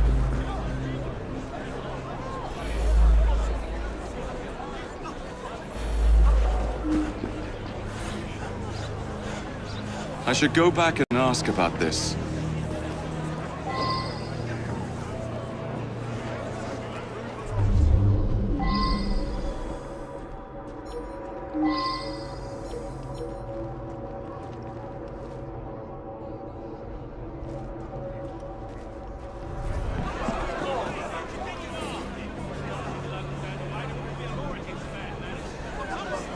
I should go back and ask about this. My best chum is maimed for life, and Ashton didn't care a fig. He deserved what happened. Beyond that, I'm mum. It was me for certain. I watched the crate fall and crush him. He was still moving when it hit.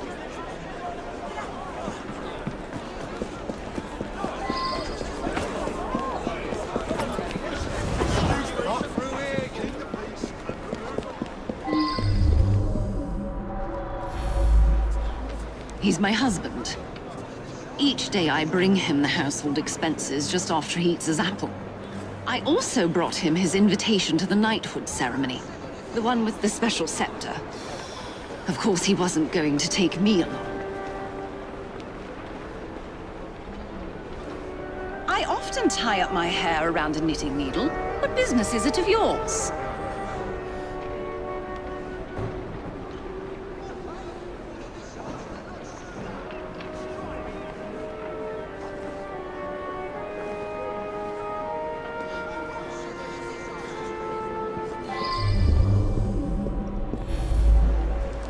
He stopped by here every day at the exact same time. He'd buy an apple and try to cheat me out of tuppence. But then most folks do that. Yeah, that sounds right. Came by for an apple. He was here when we heard the crate hit the ground.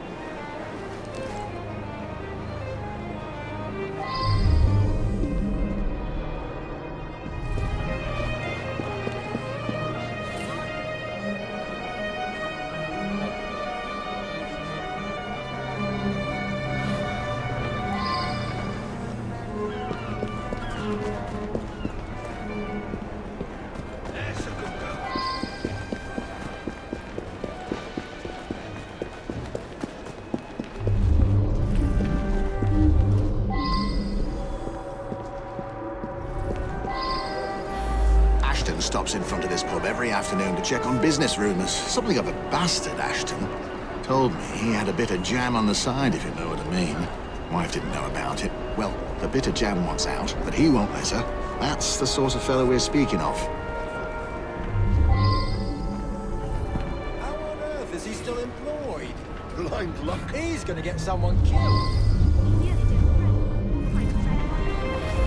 That was Ashton's doing. The man had it in for me. He paid workers to wreck my machines. Cost me a fortune. As long as he was around, I'd never prosper.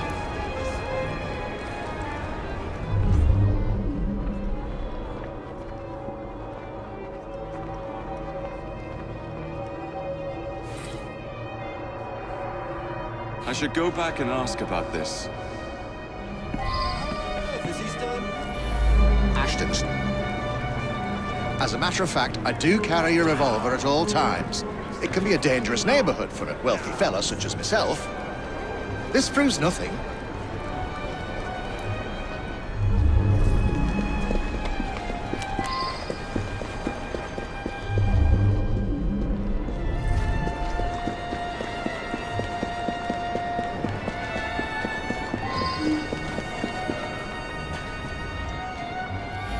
I see him here every day. He can be unpleasant, but I don't really know him.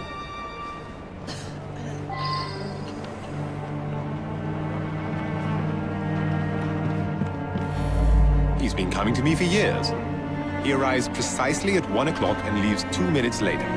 He takes a bluish medication every day and prefers that I administer it. Mary is a trusted assistant. As far as I know, she's completely above board. Today, she swept the shop and prepared some medications. She also fetched herself an apple from the apple stand.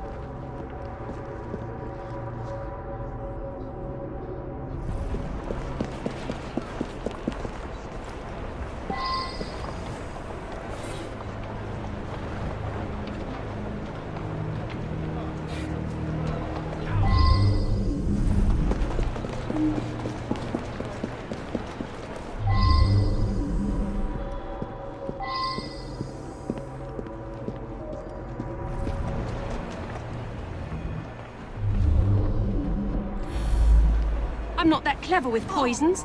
It's pure luck that I'm the one that killed him.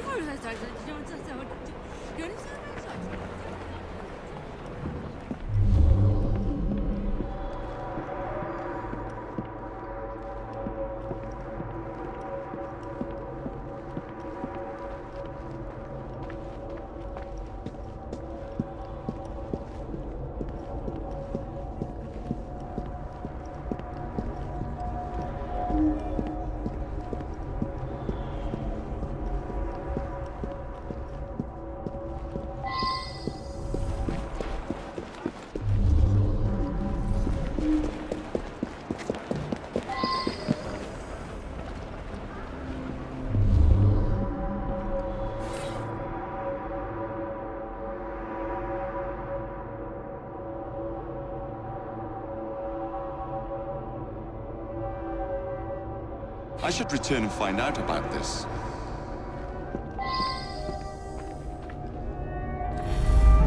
This really is none of your business. He came to me for his blue medication. I gave him blue medication.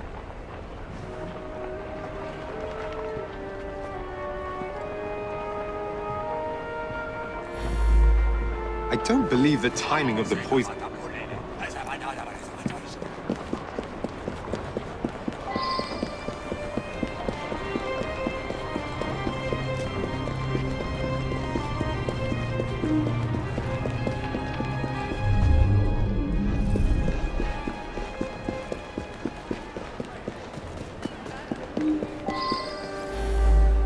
Girl who works at the pharmacy?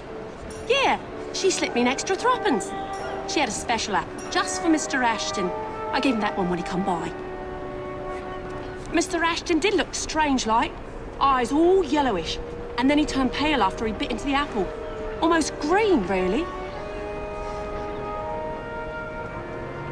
If I killed my customers, where would I be?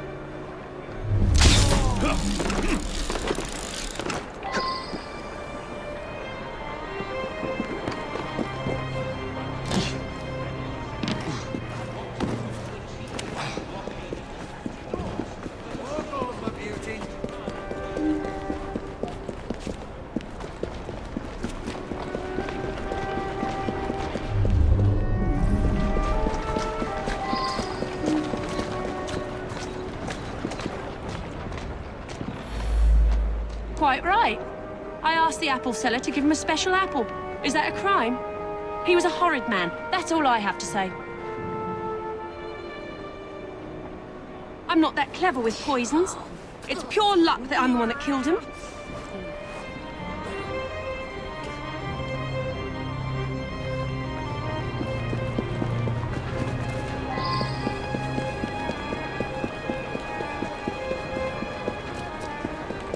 Good girl.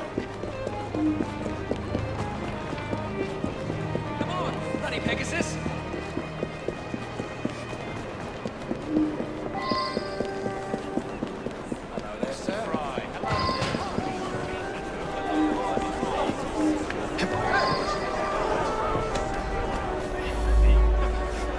It was me for certain.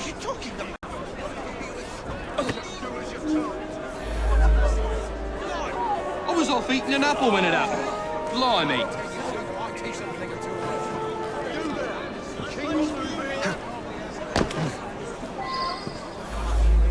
I know the man. He's hated by everyone.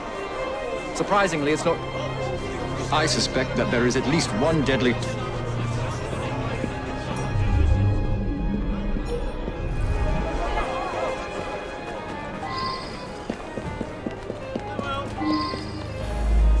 Very well. I found out about his dalliance with that girl from the pharmacy. It's not the first. Divorce is all but impossible given his influence with the clergy. I'll be the toast of the town. A very unpleasant fellow. But what was that business about a knighthood ceremony? Up to the clink with you. In any case, Mr. Raymond will have his story for Purlock Publishing.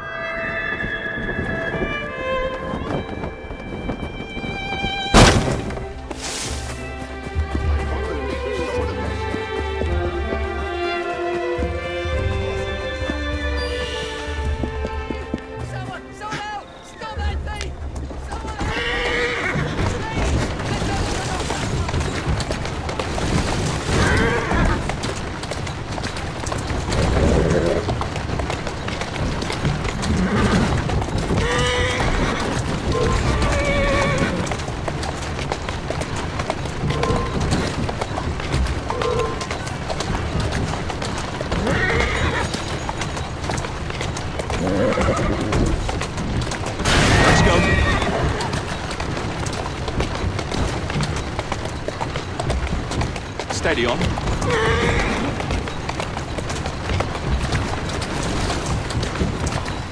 Doing fine, girl. Easy! What's this all about? You think you're safe because you're over there?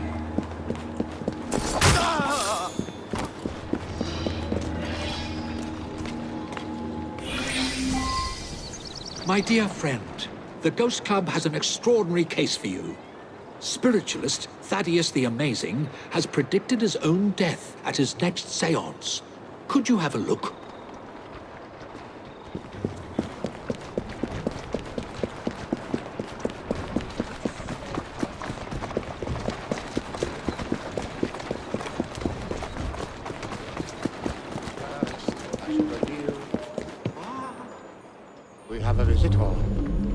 Approach, please.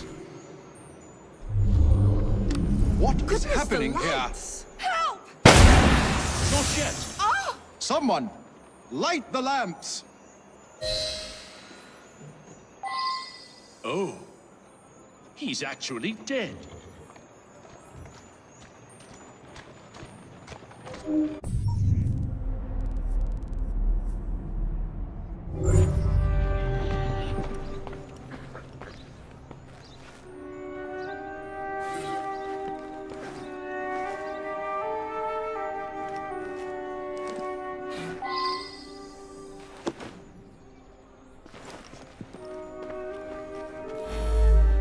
I have no doubt that his powers were genuine. He was able to tell me of my daily comings and goings, and all manner of details that he couldn't possibly have known. He certainly was going to be able to put me in contact with my sister. I'm so sorry to lose Thaddeus. The oddest part is that he claimed all would be revealed to each of us before his death. I've been coming here to decide whether I should accept a marriage proposal. Thaddeus had been attempting to contact my departed sister so that she could give me advice. Thaddeus was a kind man who sincerely wanted me to make the best choice. Now what am I to do?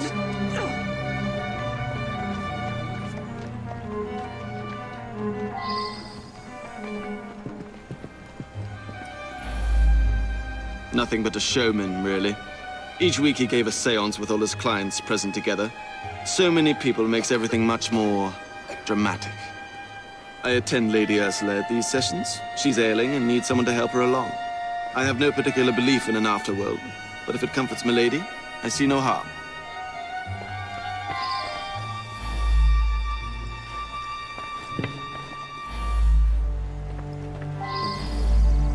I sought him out after the death of Mittens.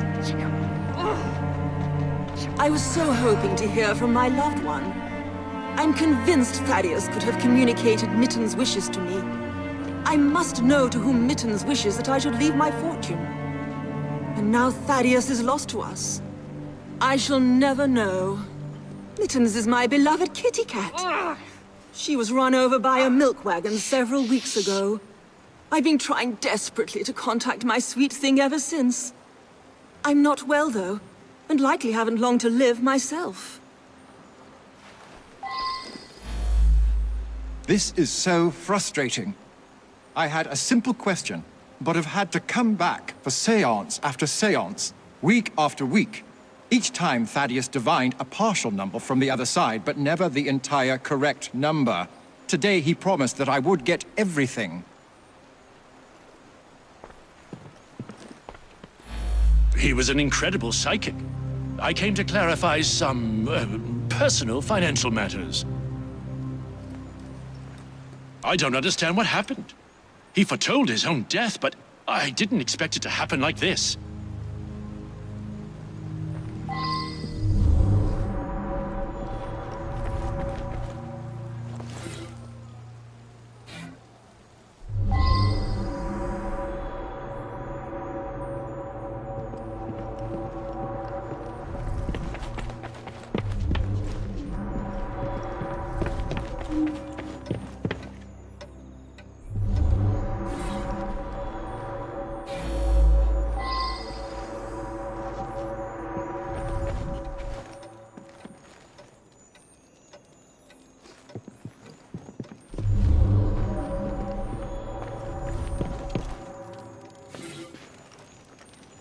I should go back and ask about this.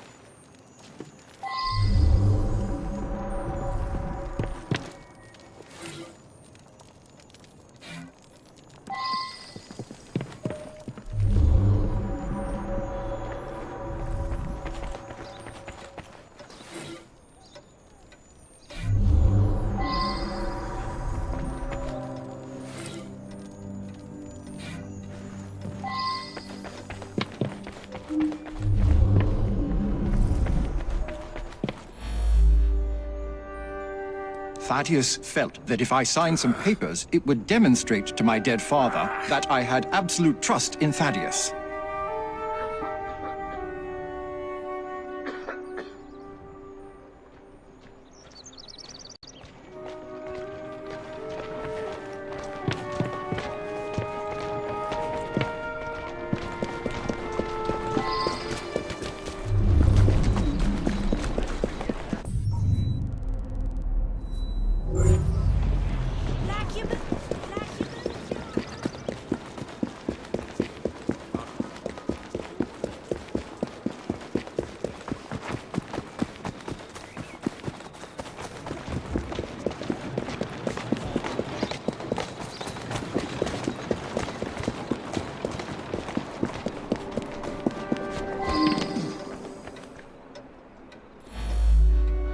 brother has become obsessed with some secret bank account.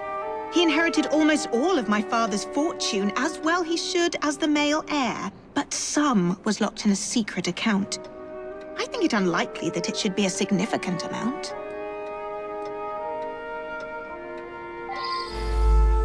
I went along to the seances a couple of times. I thought it was a waste of my brother's time.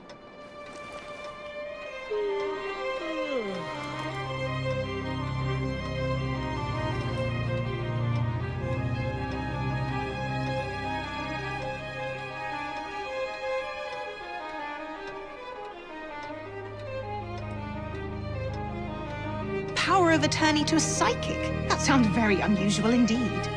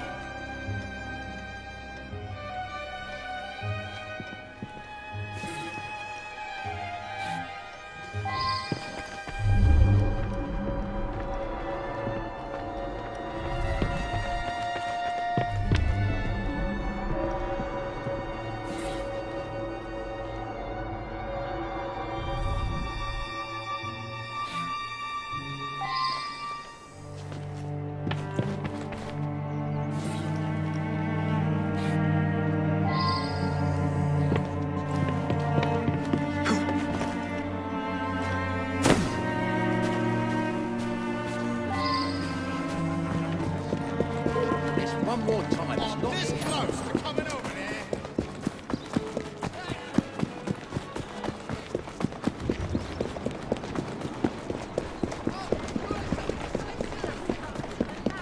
We're counting on you, Max. Can't do it without you. Isn't that right?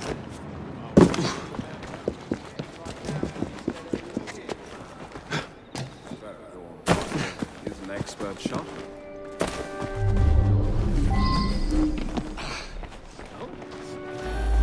Her father mentioned this swindler to me. I understand it's because of him that my engagement has been delayed. Did I fart in church or something? The Almighty certainly seems to take grace. Watch it! Just another sign this shit is going to...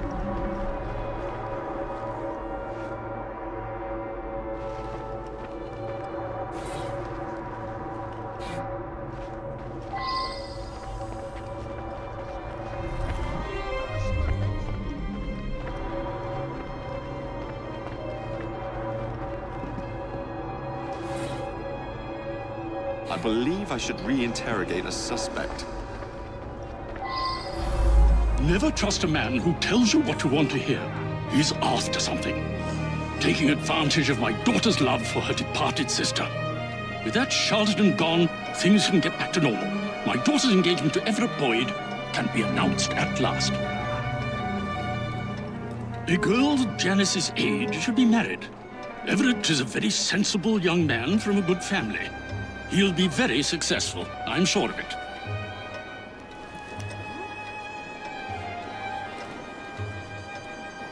Janice's elder sister was strong-willed. Janice always followed her lead. That's why it's so sad that she asks her advice, even in death. Time for Janice to think for herself. I know what's best for her.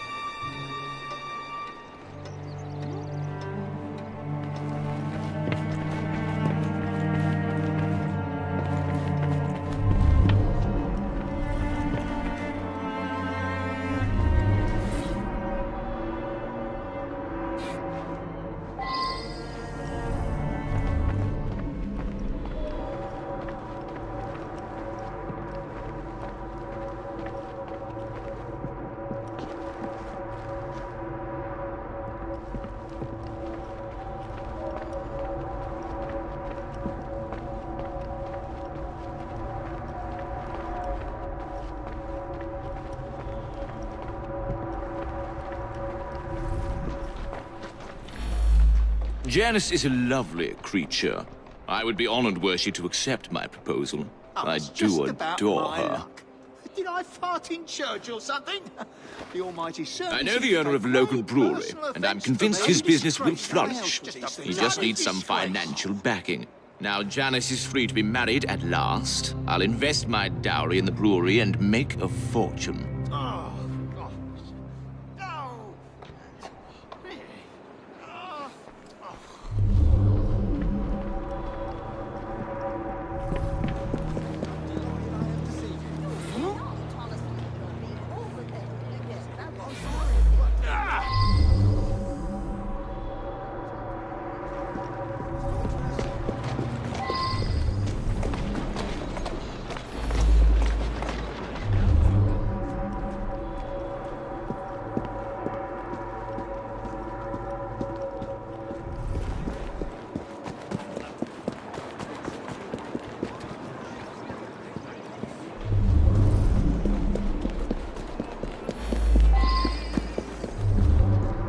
Remember the last girl who succumbed to laziness?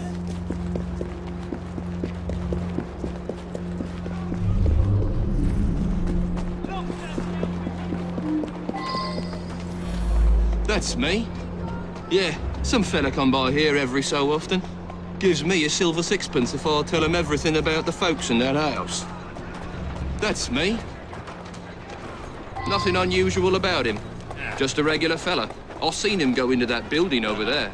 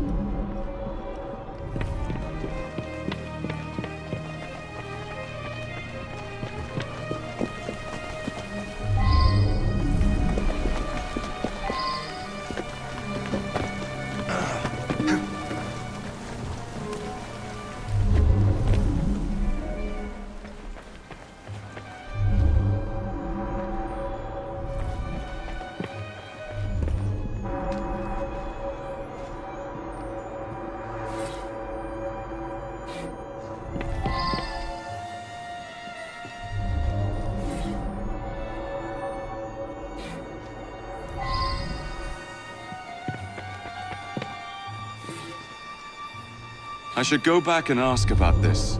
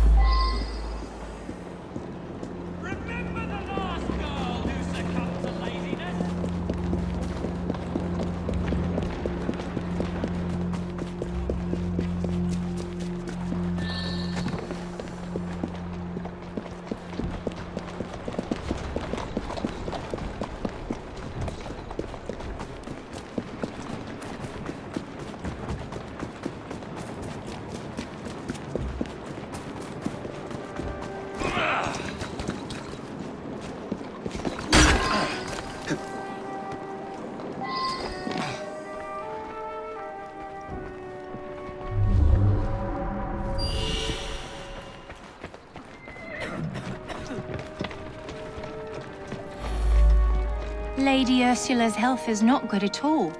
And now she's lost her cat, it's almost like she has nothing left to live for. He's been Lady Ursula's butler for years. We have plans to marry. But first, Douglas needs to put together a little nest egg. He says he'll have some money soon. Lady Ursula was planning to leave her fortune to her cat Mittens. Since the cat passed on, she's been going to that spiritualist in hopes that Mittens will tell her what to do with the money.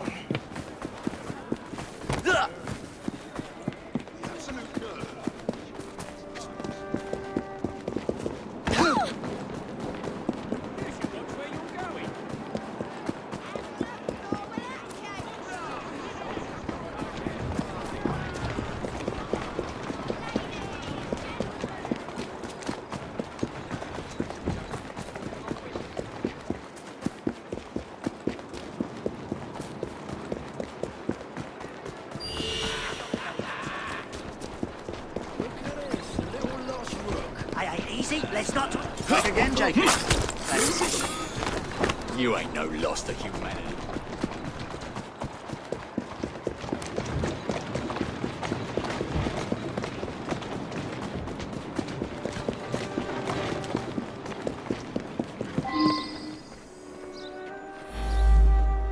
You think someone paid Thaddeus to tell my lady that a cat wanted them to inherit? Well, that would be quite a clever scheme indeed.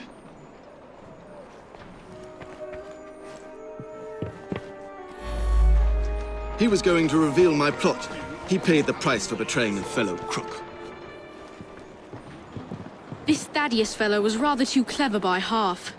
But you pieced it all together very cleverly. Mr. Raymond was particularly interested in this one. He admired the duplicity of Thaddeus. Up to the click with you.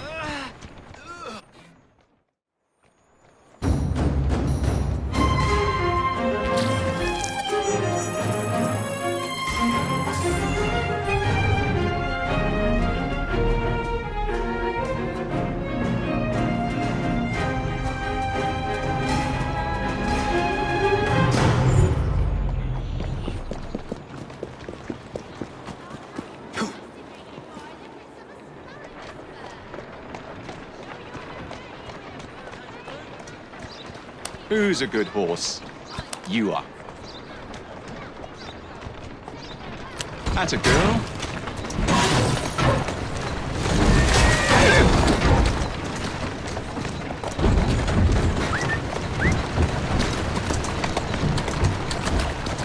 Walk on, girl.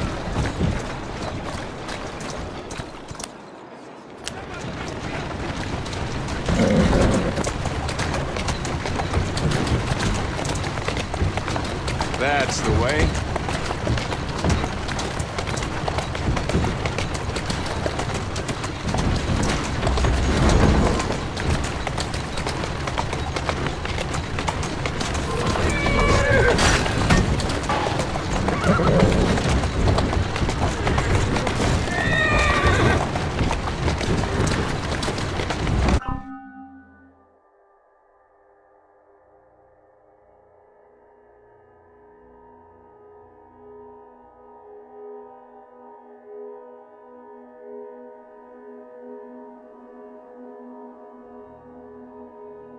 Let's go.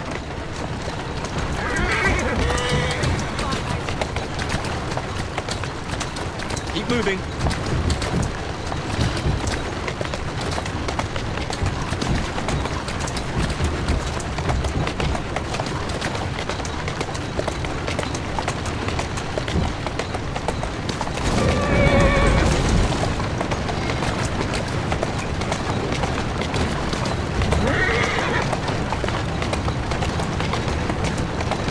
Steady on.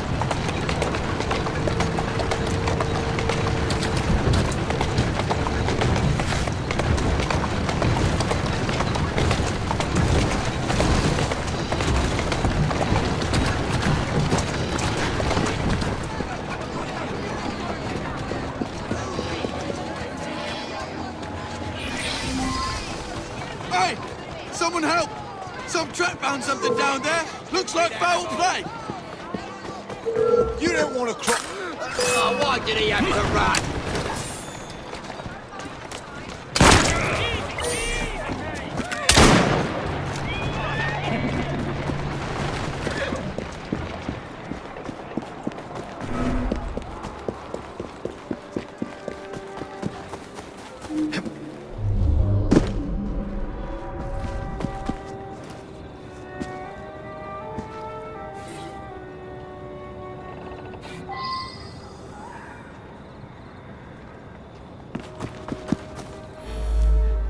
I heard a splash, and right quick pulled this bloke out of the shallows, dead as a mackerel. I live there now, if you can call it living. I lost my job, didn't I? No need for the likes of me when a machine can do the work.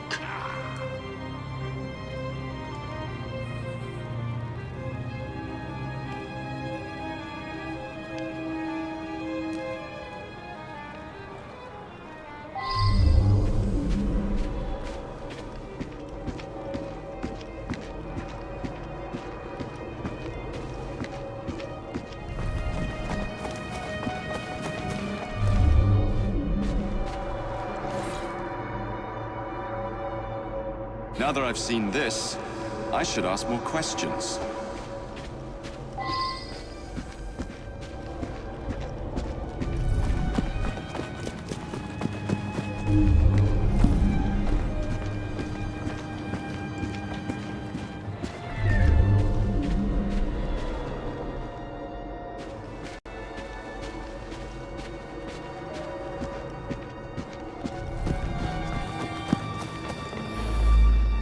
A nice warm coat like that on a dead man? What do you expect? I snatched it before somebody else came along to nick it. Like you.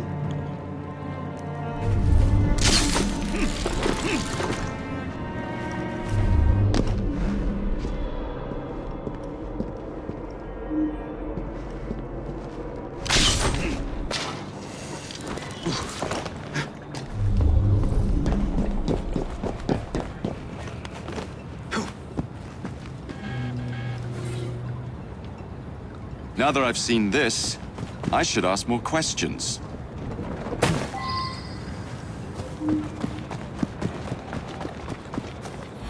I heard a splash. The midnight train? That must be the 616. Stops in the station down the road. If you hurry, it might still be there.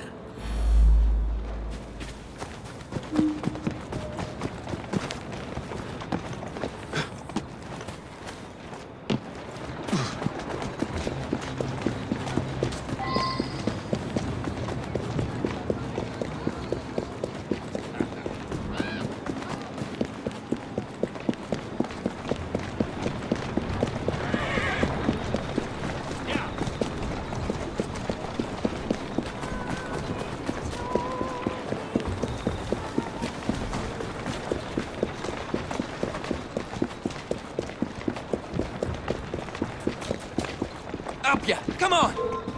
Farewell. Crawl back!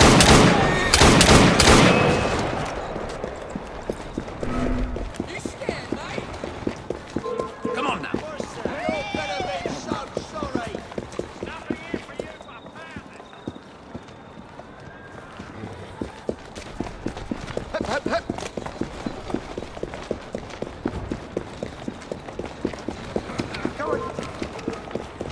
I won't have to hear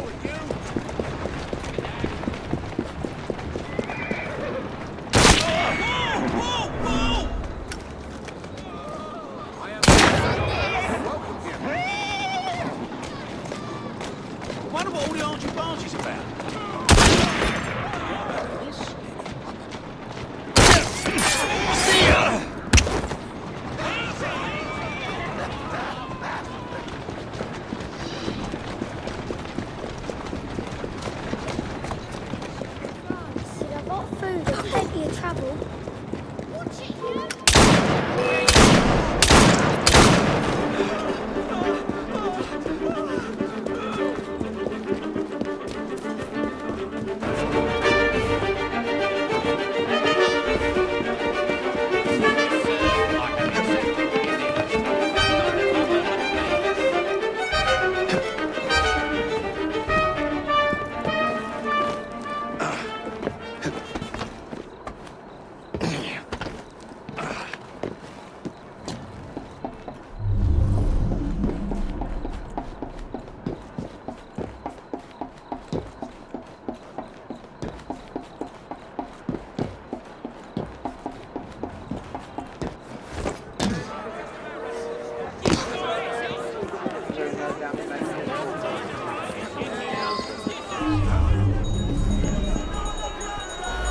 You better hurry. It's leaving right now.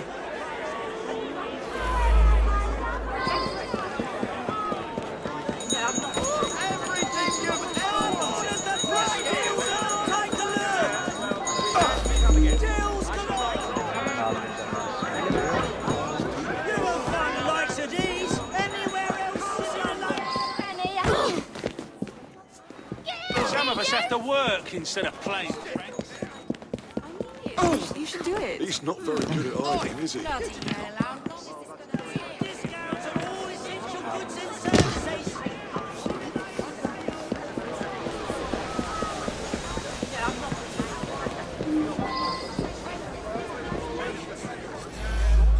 It was a typical evening. As far as I knew, nothing unusual happened until you came aboard with this story of a murder. I was tidying up in the passenger car. Around midnight, Vivian ran through. She thought someone was looking for her.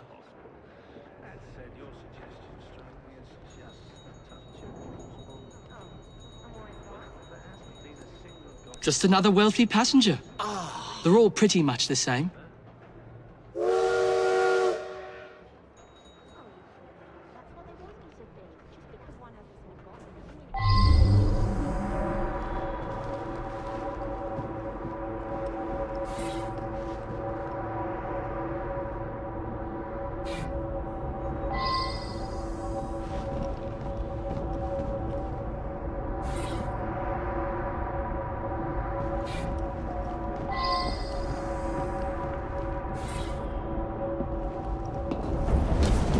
Now that I've seen this, I should ask more questions.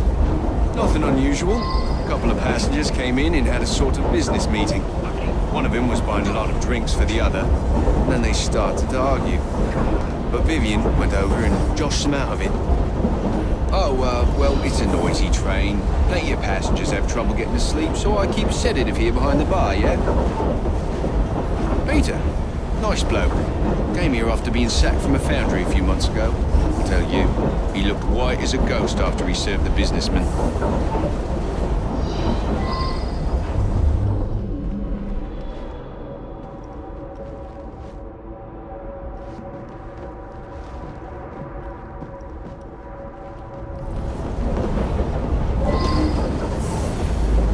Good thing was, some noises on the roof woke me up briefly. You say someone was thrown from up there? You have to be a very strong fella to drag someone up onto the roof. Vivian had another of her dupes in her compartment by then. After that, I remember people going past me from time to time, but I was half asleep.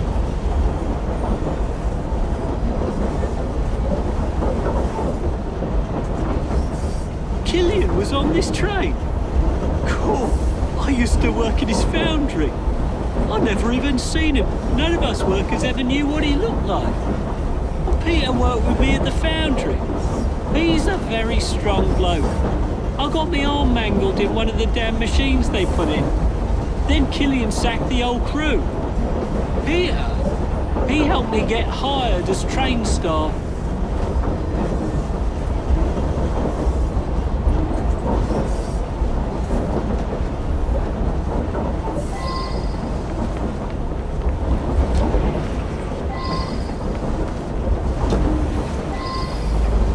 I had drinks in the dining car with Killian. we had business dealings in the past. It was a pleasant surprise to discover him on this train. I felt unusually tired and came back here to get some sleep. I suppose there were some disagreements, but there always are when a great deal of money is involved.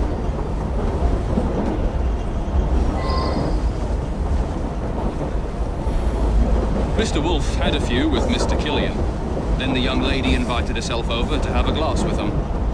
Mr. Wolfe became terribly tired, even though he'd only had one drink. He toddled off to bed well before midnight. I stayed in the dining car for a few drinks with the barman. Mr. Wolfe bought him drink after drink. Then they got angry. But the young lady come over, and it's obvious that Mr. Killian was interested in a rendezvous, like. Around about 11:30, Killian and her left together. I've been Mr. Wolfe's valet for going on several years. He's frail and needs a man like me to help him about.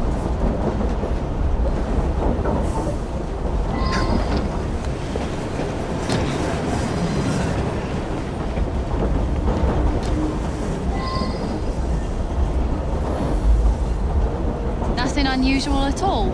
I had a drink with some gents and then retired to my sleep. The rich fella, I did talk with him. Very charming. But a single woman has to be careful, you know. Did something happen to him?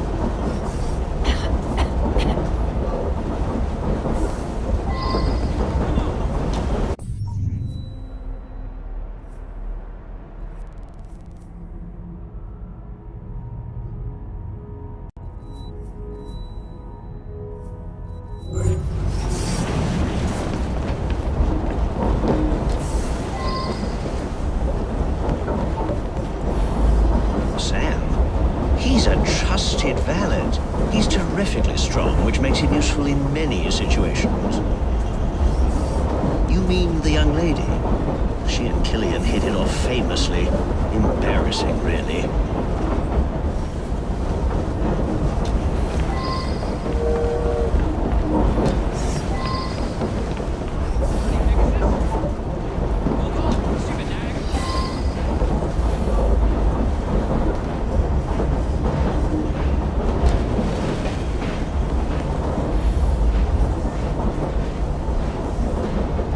She rides the train often.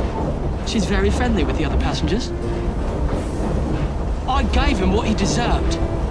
The man was heartless.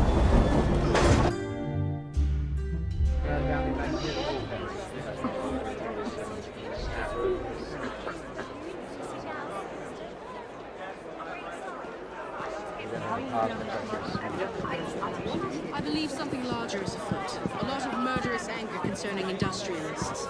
Might be something to look into. Up to the cliff with you!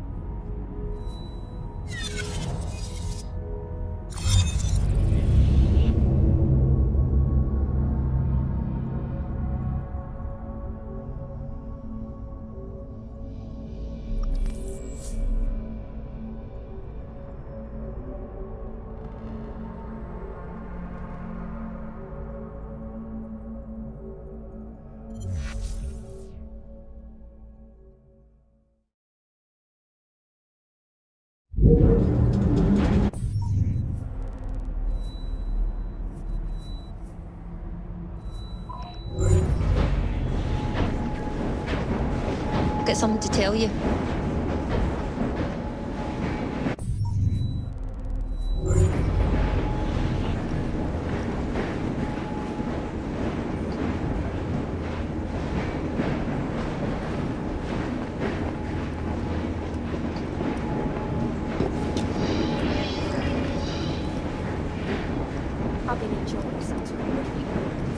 Nice night, eh, Jacob?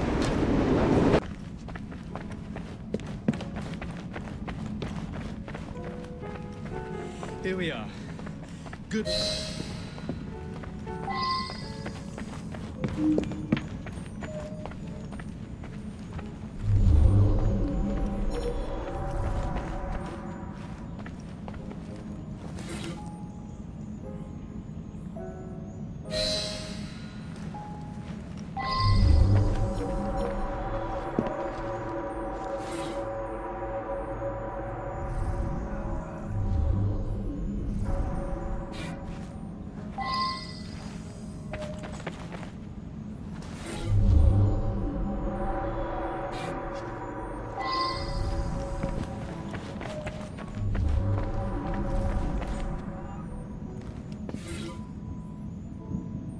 I believe I should re-interrogate a suspect. Please, leave the room for a moment. No one is permitted to see me open the safe.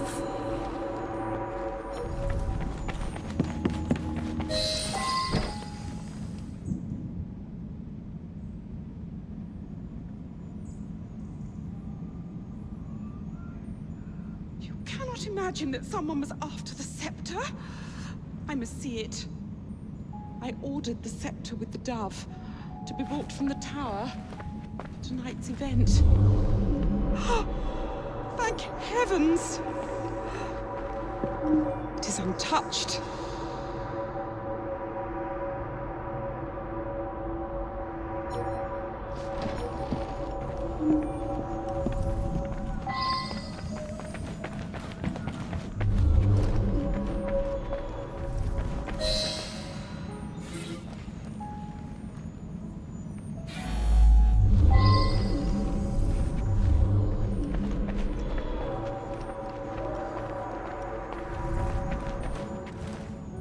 Poor man. I arrived to find him here, dead as you see him. He gave his life to defend my person. Only I know the combination. The vault contains the very precious scepter with the dove, which I've chosen to be used in tonight's knighthood ceremony.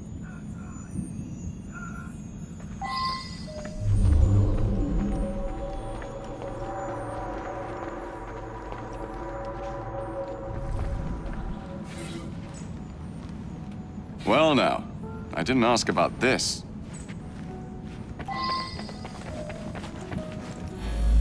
This evening, I will knight several industrialists that have worked to end the practice of child labor. All of London's luminaries are invited.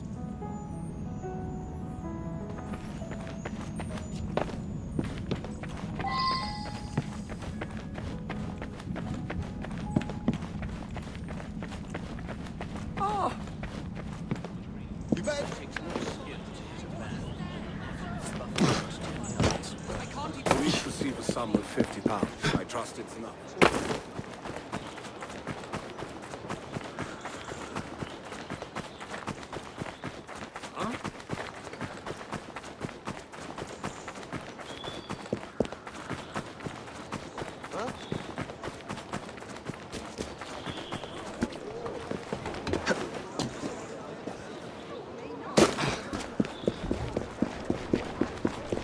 Come on!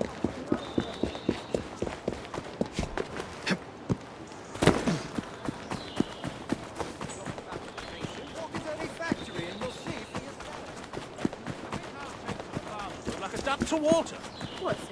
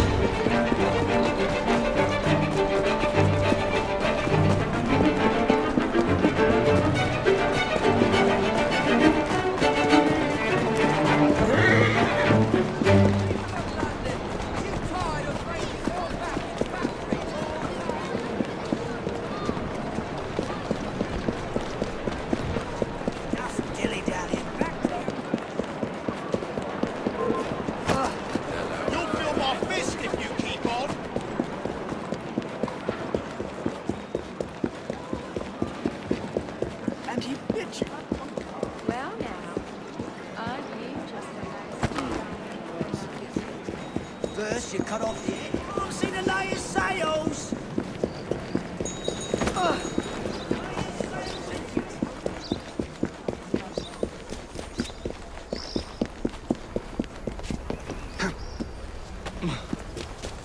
right. You seem distracted. Not to leave your work area. Ever. Yes. You could stand in his place. The marks are on there. These place names are allowed to make it as you want a window into business. Don't.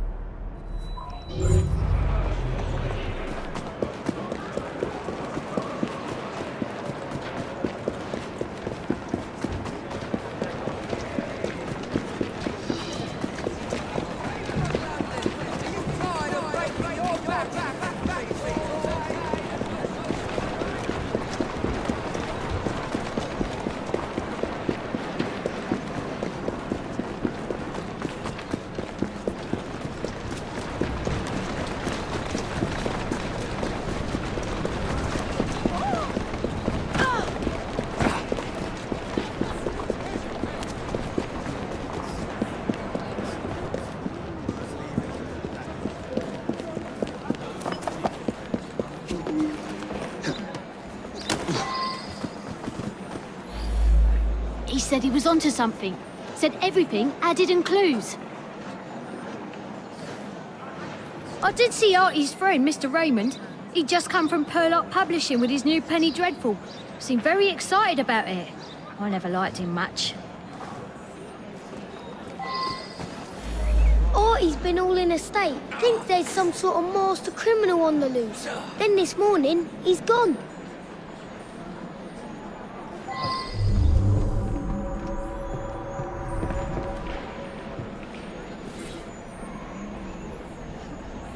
Well now, I didn't ask about this.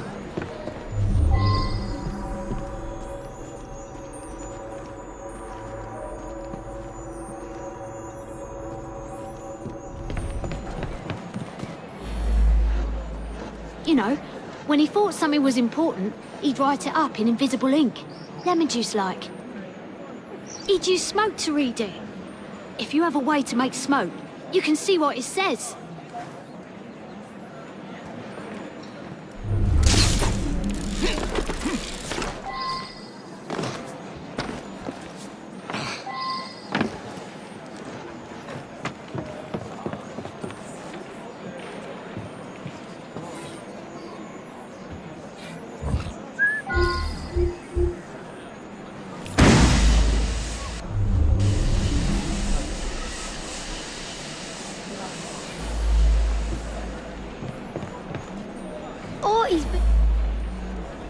Come to think of it, he had been going on about the Queen and all for the last day or two.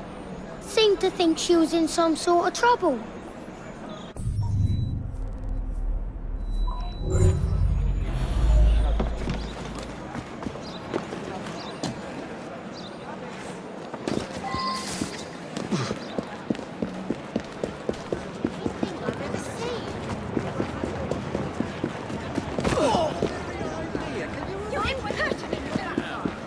He's got some nerve.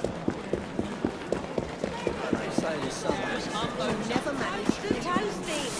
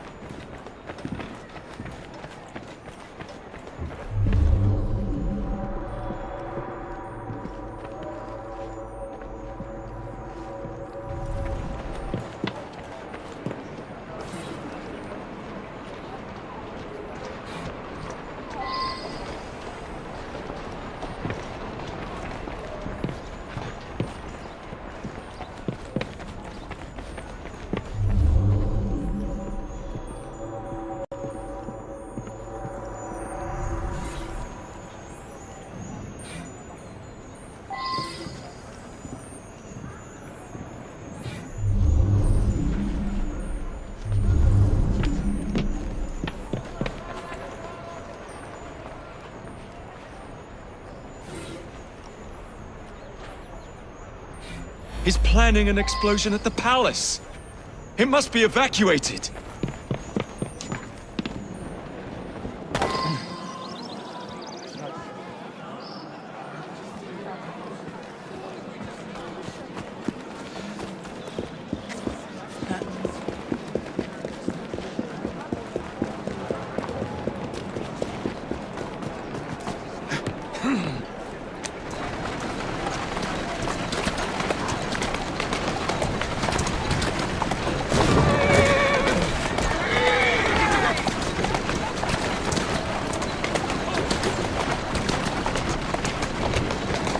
Who's a good horse?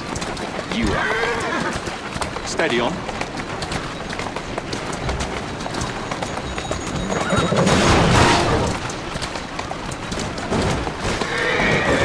Doing fine, girl.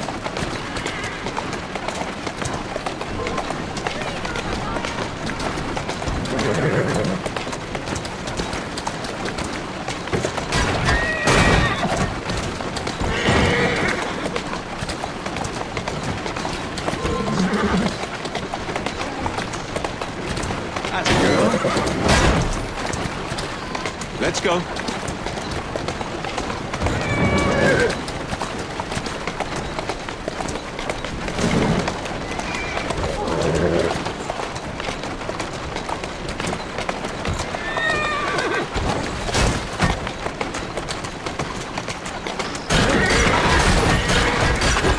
That's the way.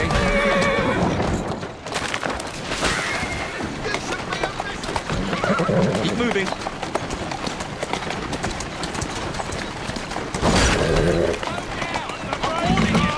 Walk on, girl.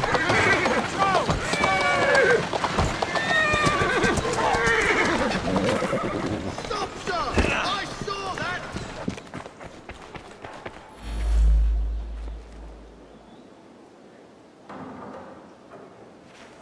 There's at least 100 people here for the knighthood ceremony.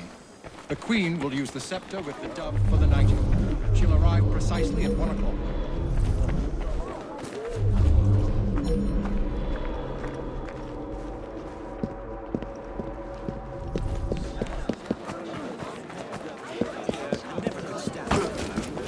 Do hope she does not serve those egregious boiled kidneys. I dare say I shall be up for a night with myself before long. What? I haven't had a chance to chat with the Queen. Give it a rest, or I'll do for you! I dare say I shall be up for a night with myself. Get out! Emergency! Out! Do as you're told.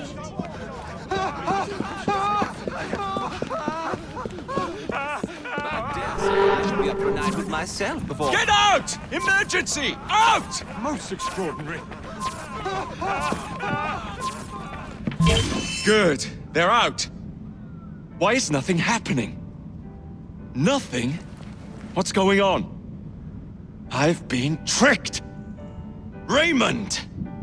Why has he done this?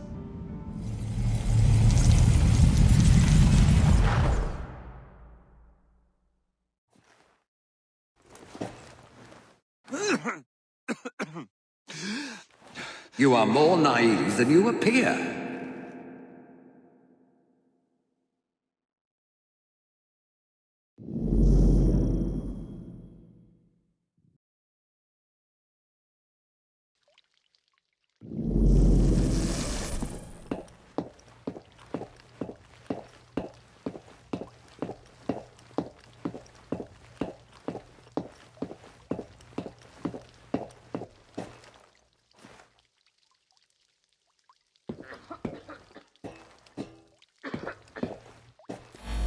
Look beyond the obvious, beyond surface appearances.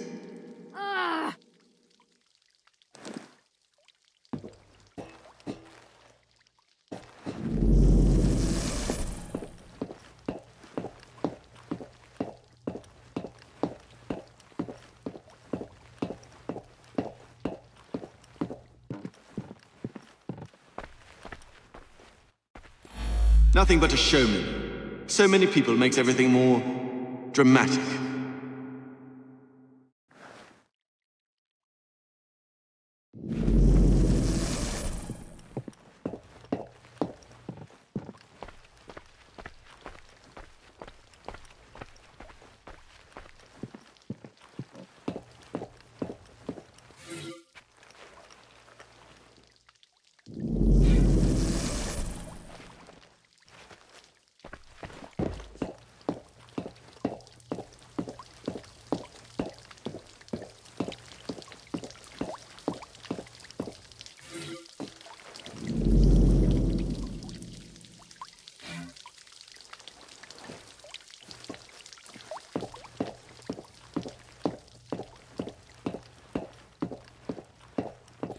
I found the same clues you found.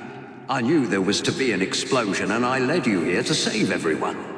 I'm as mystified as you are that nothing happened.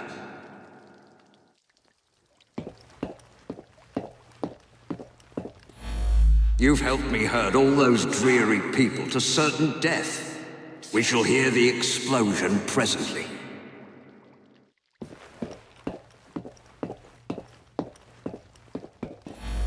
Seems to me you've created the perfect diversion, haven't you?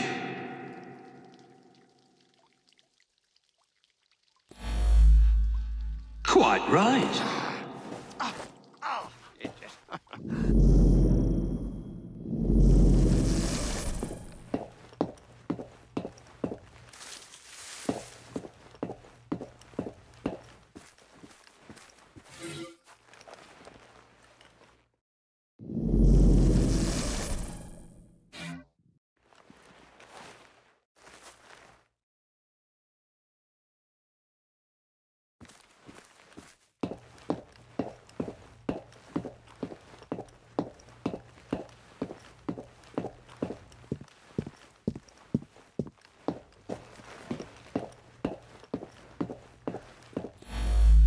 I brought him his invitation to the knighthood ceremony, the one with the special scepter.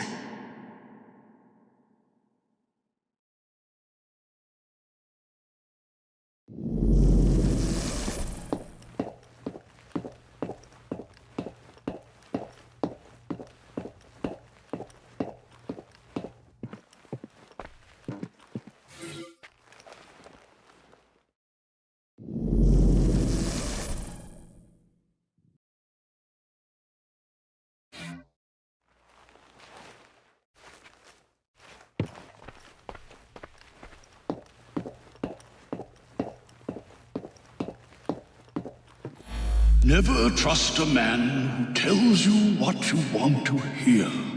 He is after something.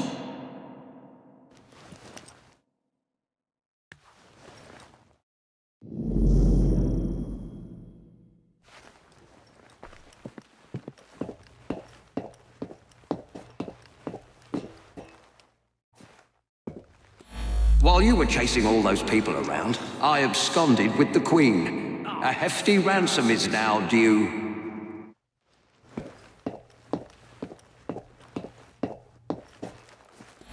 A man like me can take anything he wants, even the Queen's most beloved item of all her crown jewels, the priceless and symbolic scepter with the dove.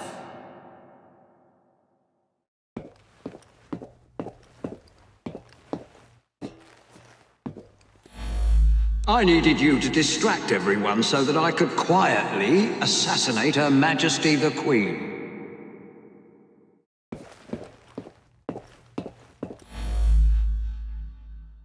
The scepter with the dove taken with your help.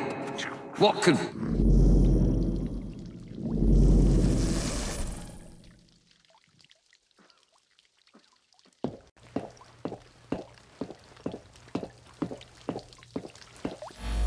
No one questions you when you wear a uniform.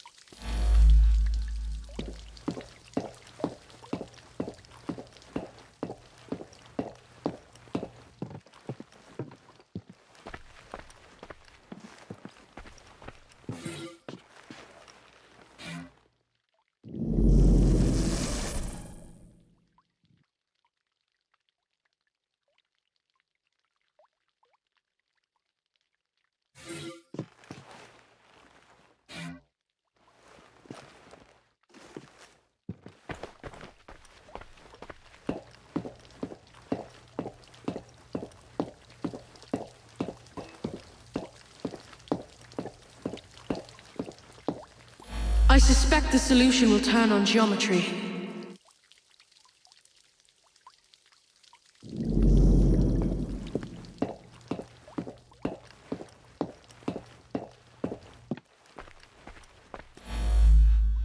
I am a fellow of many skills. Cracking a safe is but one.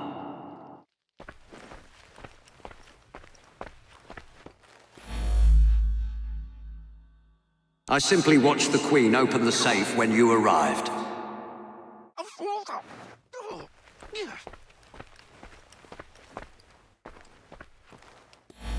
I threatened the Queen with her very life. She told me the combination in a thrice. Quite right. The dead guard was I. The spider venom allowed me to fake my death. I had a perfect view from where I lay.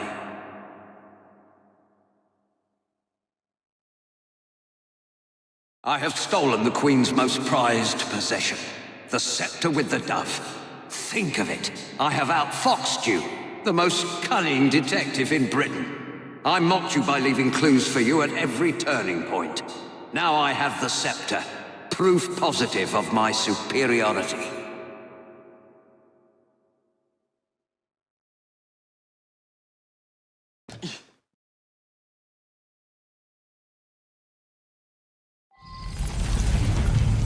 Jacob! Wake up! It's Raymond! He's taken Artie hostage! They're on the roof! Evie's here to help you, Jacob!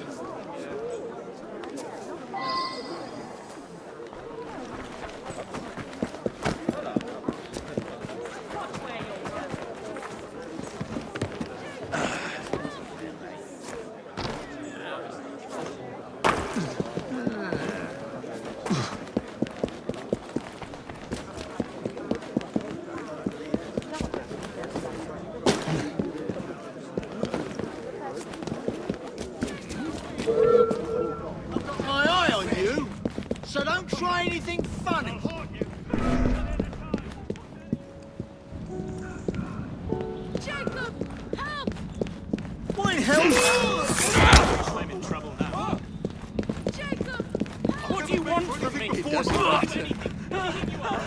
Oh, goodness! We can easily put an end to this! He's running! He's here! Nice sleuthing, but you've come up short. Work Mr. together, Fry. lads! Do not threaten me. Not be tolerated. This land's very life depends upon it. Long enough. Jacob! Help!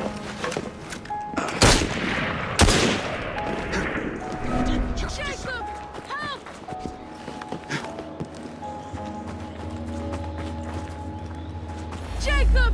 Help!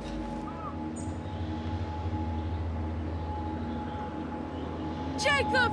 Help! Jacob! You have done well. Indeed, far better than I expected. Don't worry, Jacob. He won't know it's coming.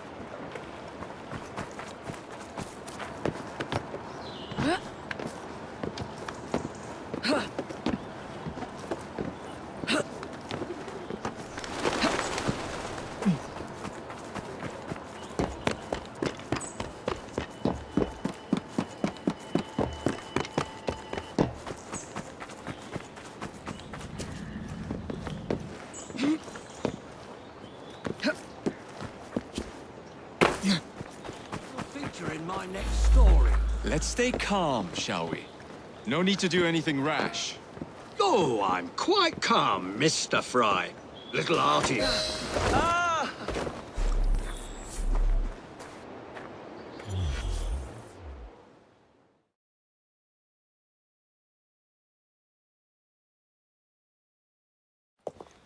I suppose this means our detective days are over. But what about you, Artie? I'm glad I survived Mr. Raymond's insanity, but sadly he won't be here anymore to write more books. A great loss, I'm sure. I'm quite serious, Miss Evie. Me and my friends waited every week to read the next number and find out what happened next. Why don't you write some yourself? A fellow would have to be very clever indeed. Sounds like you'd be in your element, my dear. The gruesome Whitechapel murders by Artie. I should think I would use my full name. By Artie Conan Doyle. I'd use Arthur. Sounds more of a serious fellow.